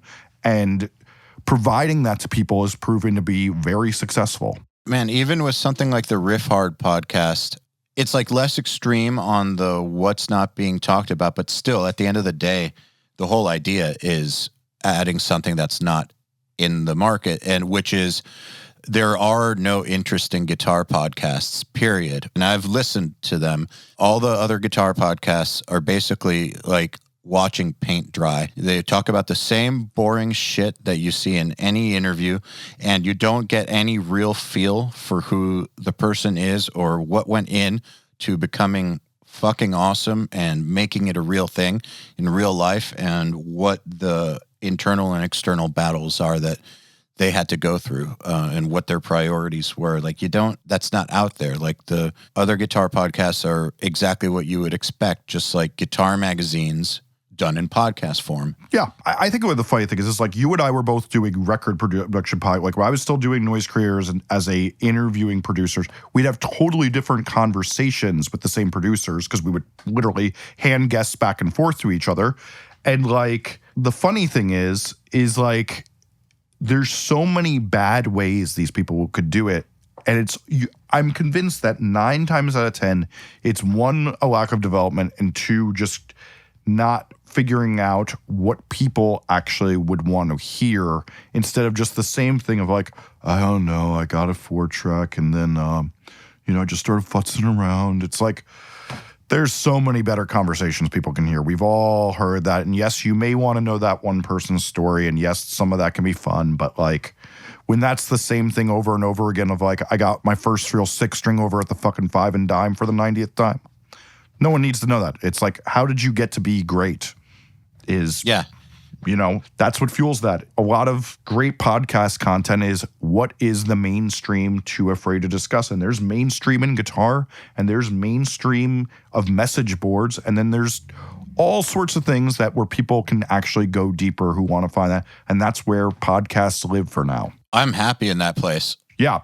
And they are going to get corrupted by network forces. Like, every network is now learning they need a podcast network, and they're making very dull content. I mean, it's like a crazy thing is like, I learned, because their numbers are public, that like some of these podcasts that are like big names, people don't get 5,000 listens because they're just imitating TV content on podcasts. I literally find that to be not even 5,000 listens. Holy when these shit. are people who have shows that have hundreds of thousands of people. So you're retaining less than 1% of your audience because you're imitating TV on podcast, and people don't want an imitation of TV on podcast. We smoke that. Crazy. Yeah, I was talking, Finn and I were talking numbers the other week, and it was like that funny thing of like, he's like, oh, I want more of this. I'm like, Finn, you're already in the 1%. Like, yes, strive for better, but like also don't be so hard on yourself. Like, the 1% of podcast listens is a great place to be. The one I produce that's on politics, yes, we're in the 0.001%, but like, that's where I want to be. Yeah, I mean, but there's also a certain point where you hit the cap on the audience. Yes, I was going to say, I can't do that in these markets I'm doing them in. Yeah, you can't do that in record production. You can do that in politics, especially, if you think of it this way, there's about 100 million people who hate Trump. So if you even capture, what I would say is this, is about 200,000 listeners per episode puts you in the top 50. So it's pretty easy to capture that out of 100 million. There are not 100 million people who feel strongly about metal guitar enough to listen to a podcast. Yeah, it just is what it is. I understand where Finn's coming from, though. I get those same kinds of feelings, like the 1%'s not good enough. We make the error of comparing ourselves to people like Joe Rogan or something like that. And it's like, how many podcasts exist in the world right now? Yeah, 1,100,000 are in the Apple store. Yeah, and you're comparing yourself to like the top 10 that are not even in the same market. So if someone wants to start a podcast, normally what I tell them is, this isn't what I would tell you.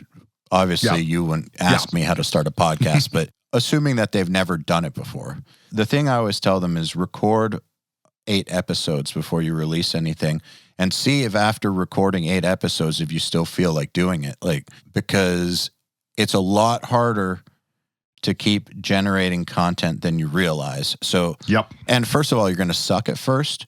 So make 8 episodes and then decide where you want to go with it. And I always tell people that because I feel like a lot of people are like, how do I monetize right away? I do have a strong opinion on that, which is that you should in some ways. But what's way more important than the monetization, because it doesn't happen unless you do these things. I think it's actually, you record 8 episodes that you have no intention of releasing, and if they're good enough, great.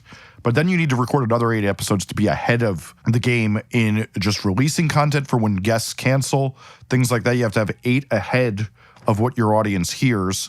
And then as well, you're exactly right. The content thing, all of those problems is that, like, can you really sustain this with having different, interesting conversations with people all the time? There is a very real thing of that. There's big dropout. Like, the biggest thing people talk about is, and I think you and I have had this conversation, is that, like, you listen to about 40 Tim Ferriss episodes and you've heard about meditation enough that you're kind of bored. Yes. Then you drop out and you only listen to the episodes with people you're really interested in, whereas you used to be able to listen to an episode with anybody you had on.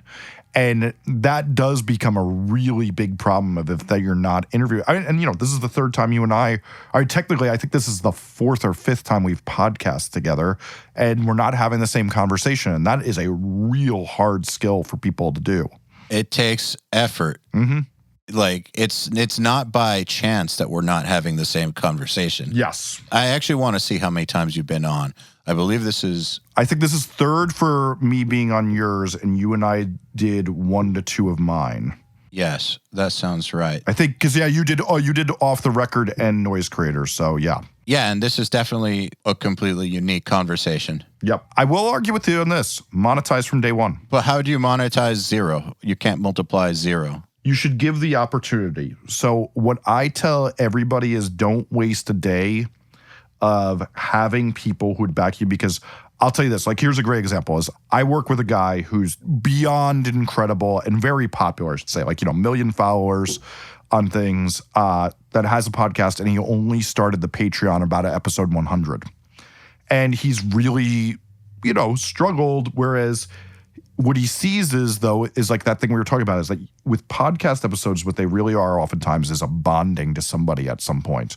And, like, I've seen it. I have lots of people who bonded with me from an episode and have stuck with me for years and have patronized me and sent me gigs or just kept mastering records with me because they liked my approach and my attitude. You should allow people to do that from day one. And that's what's the greatest thing about Patreon is Patreon from episode 1, you can say, here's $1 to just say I support you, $5 to get, let's call it, the 20 minutes of content you may put it on the cutting room floor, or 20 minutes behind a paywall, and then as well do a merch plan. Maybe I should make a Patreon. Yeah, I mean, for this, it's interesting because, like, this podcast really, just like Noise Careers was for me, is an advertisement for a service and expanding a network. I wasn't as concerned with, like, monetizing that in a way, but a podcast like Killed by Desk, where we're just interviewing people to have fun, we want to do it. I mean, to be honest with you, the other thing we put a lot of time into and have a lot of effort into is, like, literally, like, A+ tier merch. Like, the merch we're putting out with that podcast, like, you would wear just as a statement. And, like, putting that on 3 different designs, but just as, you'll regret not getting on other platforms from day one. Like, the big thing I tell everybody too right now is like, if you're doing interview podcasts and you're not putting them on YouTube, you're fucking up so bad right now. It's unbelievable, because the funnel of people searching someone's name on YouTube, then seeing that that's there, hitting play on it, and then subscribing to the podcast is one of the most powerful funnels I see right now. And YouTube is the second biggest search engine in the world right now. And, like, that is where people go to look for interviews. And even if they're just a single screen, as Finn talks about all the time, people don't watch his videos. They just listen to him talk while they work.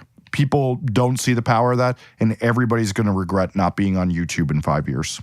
The only issue I have with monetization at first, I actually completely agree with what you're saying. The only issue I have is people misprioritizing. Yes. At first, yeah, I agree. You should get into that stuff as early as possible. And like, for instance, with platforms, if you don't get on the platforms early enough, you then have a lot of technical debt, and it's a pain in the ass. And, you're missing opportunities. But until like there's solid content or ability to do it or the knowledge that you're going to continue, what exactly are you monetizing? It's almost like both are important, the content and the monetization, but I feel like you got to deal with the most pressing issue first, which is the podcast itself.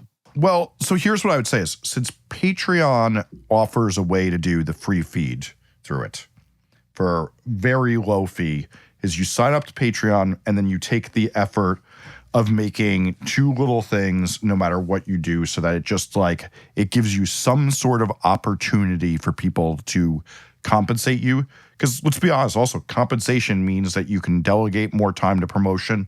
You can pay to do it. Like if you're one of those bands that's thinking about starting a talk show type podcast, well, now you have the time to hire an editor to make it better, or you have the time to hire a publicist that publicizes. Like, I think of that, the singer of Silverstein's podcast. It's like, there was a time where the publicist was pushing out all those interviews, and that's what was doing the work for him, and it was getting new converts to his band. Yeah, true. Very true. If you're starting from zero, and this will be the last question because I don't want to take up your whole day. We're probably going to talk about this for 15 minutes. If you're starting from zero, how do you suggest people get the word out? The biggest legwork on the internet, and this is something I definitely learned lessons from you guys from, is that Facebook message boards and Reddit message boards are where your initial connections and starting base are always going to come from now. Anything you're doing, if you're starting from zero, is going to probably be people who are hyper interested in a small part of what you do and the relationships you build with them. And you and I have seen this so many times, that so many bands that are like legendary bands now, where did they start? Well, they started by kind of being like the superstar of the message board. In some ways, I would even say that that's like you and I. It's like, I was a big poster on Gear Sluts at times. I'd see you on Andy Sneap, things like that. I was more of a lurker by the time Andy Sneap was around. But like, I got a lot of my initial work done on Rec.Audio Pro Usenet and Gear Sluts, and like that built me up to a lot of things and built up a lot of, while I could call it connections, what it also was like, I had a band still, and like that did it. And today I see it being even more powerful. One of the things I tell everybody is when I worked at Atlantic, one of the things I would do is I'd work with the new signings. So I'd be like, okay, how did we get here? First things first. And I would say if I interviewed, let's call it 100 people about that, that maybe one, the story was not making the connection from like some sort of internet community. So like that to me tells you everything.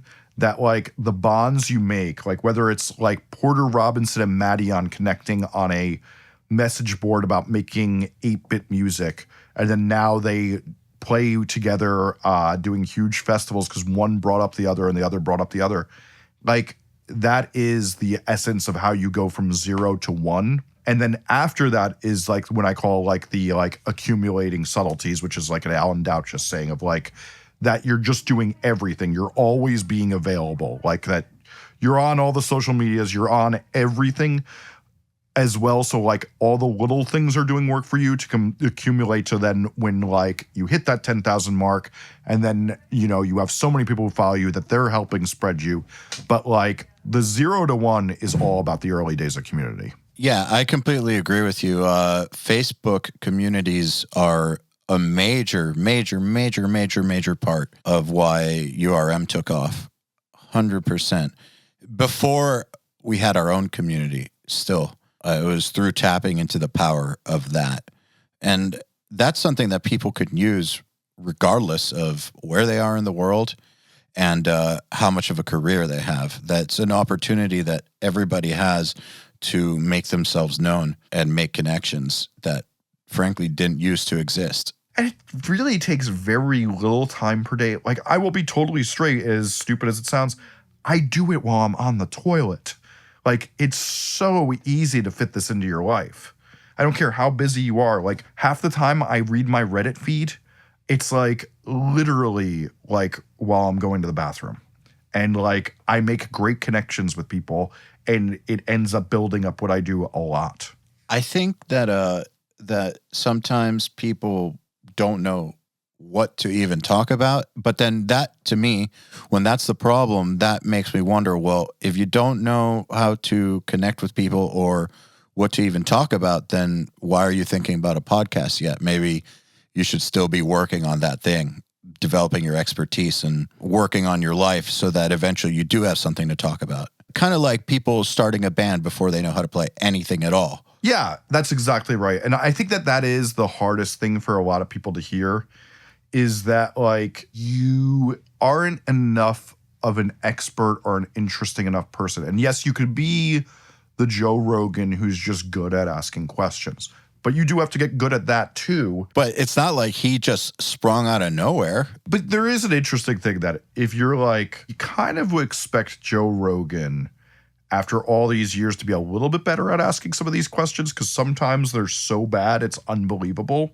But like at the same time, there is this thing of that, like, this is a person who's grown to have an understanding about so many things that they're able to carry on a conversation and know where to go, where so many people can't do that. Yeah. And he is an expert at one thing, which is the fighting commentary. Yes. And I think that like the biggest other mistake people make, and kind of to your point about like how much content should you make, is that like, man, the well is going to run dry. And like, you know what, like also people get so mad about is like when they've heard that same story like 10 times. You know, if it's the Tim Ferriss, how he got Lyme disease story or whatever it is. I remember I read a white paper that work paid for on like why people hated, who are avid podcast people, why they stopped listening to a podcast, and that was it. I'm always very conscious of like, I'd rather put that on the cutting room floor than leave it for like a hair of insight. When it's like I repeated myself, if like our hosts repeat ourselves, I literally mark that to just get rid of it, because I'd rather not do that, because I'd rather have a 25-minute podcast that doesn't say the same thing I've said 3,000 times. Yeah. I should stop talking about swine flu. you know, somehow never bring it up again. I had somehow not heard that story until you texted me like a month ago or something. So, but yeah, we all have that, and like trust me, like you know, I actually like, you know, it's funny. I was like, I'm doing a podcast next week, and the guy did a pre-interview with me, and he was like, okay, so let's talk about like you're starting the business. I'm like, are you depending on your audience listening to this or my audience? He's like, oh, I'm hoping you'll spread this. I'm like, my audience is going to hang themselves if they hear me talk about my start or if they hear me talk about depression one more time. They've heard it 60,000 times. Trust me. Yes. They don't need to hear yet again that I recorded bands in exchange for Doritos and Snapple. So was that kind of a shock to him? Oh, yeah. I mean, you know, it's like a really funny thing of like, you can always hear when you've ruined someone's day on a podcast. And I've been joking 2 of the last 2 weeks, like I've turned to my girlfriend and been like, well, ruined someone's day on this podcast. Cause like I did one recently where the guy was talking about building a fan base through Facebook ads. I was like, yeah, that doesn't work at a low scale. And it's because I have evidence on my side, and I've been on so many campaigns that have tried to do this. I can lay out the assassination of why Facebook ads do not work when you don't have 10,000 monthly listeners on Spotify. And I could literally watch this person wilt away inside. And it was the same thing with this guy. Like when I told him, like, you're not talking to me about how I started off if you want my audience to enjoy this podcast. Yeah. Then it has to do some actual work. Yes. And that was the thing is, you know, it's like a very funny thing. It's like, too, it's like that. And it really is the hardest thing. Like, you know, like, and I'll tell you, like, I've even, you know, I'm so far into developing things, but I've even had moments like, you know, like we had a moment with Killed by Desk, like a few weeks ago, like where I was like, man, I didn't see this part of it. Fuck. Like I got real depressed. I'm like, this idea I believe in so much. What if this is wrong with it? And I hit the depression hump.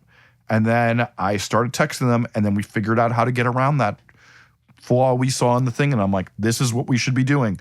And then we figured it out, and now it's working great. The solution we came up with for that thing. And like, that is the thing, is like, you're going to hit in any development of things, you're going to hit some real bleak realities. You have to stare in the eye and go, oh shit, we really fucked up and didn't think about this. And then you got to think of a solution, because that's what gets you to the next level of anything. Yeah, you will reach those points, but what you do from there kind of determines everything. Literally, the sink or swim is always, like, I can even think of it like with noise creators. Johnny and I were so excited about the idea of this, and what we didn't see in advance was that while we had a lot of clients, the type of clients they were the literally, and I don't want to say this about everybody because we worked with some great musicians, but a lot of them were the worst type of people looking for the worst types of things in producers. And it became very unenjoyable to try to deal with those people. So it didn't become very worth it a lot of the time, because, like, one, we're helping bands that we really don't want to help. And yet again, I helped a lot of bands I'm really proud of with that service. But the vast majority were horrible people who wanted deals and to scam people and try to fuck over producers. And it became such a fucking ordeal to deal with. Yeah, I can imagine. And sometimes you just won't know that that's part of the deal until you get started. Yep. And that is exactly it. It's like, it's like a funny thing of like, every good idea is, why isn't somebody doing this the way I see it? But then there's also a lot of time, it's because you don't see the flaw in what's there. And that somebody's tried it and wanted to hang themselves doing it. I mean, you can't really know unless you've tried it. And then even when people tell you, don't try this thing because of this, generally people don't listen. Yeah, I mean, it is funny because I think you can, like, I was talking about that thing of like that email I've sent to a couple of live streaming videos places, is that like, I'm trying to learn a certain lesson from them. And you can get that by doing some interviewing and some asking around. And like every, like you read that book, The Lean Startup or whatever, like he basically is like, fucking interview everybody who's done something similar to you and learn those lessons. That really is a real thing. And it's even like what like when we talk about, to go back to the start of this question, people are like, well, what do I do on message boards? I'm like, find someone who's barely ahead of you and just start talking to them about things, because you know what people who really don't know a lot love to do? Run their fucking mouths. Like, we know this from the message boards we frequent. It is stunning how somebody with a little bit of knowledge wants to talk like they are the world's biggest expert. But literally, when you don't know anything, starting to just get that data and comb through it, one, you're probably going to build relationships. That person's going to get a little smarter and a little bit more humble over time after they get owned in the message boards 90 times about being a fucking idiot. And then two, you're going to gain a lot of information from it. So just be inquisitive, ask around. I mean, truthfully, the other thing I could say I've learned at 42 is most of my friends who I found it cringe how many questions they asked are more successful than me. It's true, though. The more questions you ask and the right questions you ask, generally the more successful you'll become. It's totally true. I always regret when I don't ask enough questions and miss an opportunity. Yeah, and it's like that funny thing too is as you get older and you get a better network, like like you and I turn to each other all the time. Like, I wrote you about SEO 2-3 months ago because I didn't know somebody that I wanted, and then you were like talking to Finn, and I hired the person Finn suggested, and I had written Finn too, and it's like you learn that thing over time that you'll have quality people that know more than you on subjects, and I always write you when I think of that. I'm like, yo, you probably know the answer to this, but when you don't know anything, go to a fucking message board and just start building bonds. Yeah, I completely agree. Well, Jesse, thank you for coming on. I'm glad we did this. Always the best conversation. Yeah, dude, it's always great. I'm just glad we got to do this, and I'm looking forward to the 4th episode. Yeah, there we go. Awesome. Okay, then. Another URM podcast episode in the bag. Please remember to share our episodes with your friends, as well as post them to your Facebook, Instagram, or any social media you use. Please tag me at EYAL Levy URM Audio, and of course, please tag my guests as well. Till next time, happy mixing. You've been listening to the Unstoppable Recording Machine Podcast. To ask us questions, make suggestions, and interact, visit urm.academy and press the podcast link today.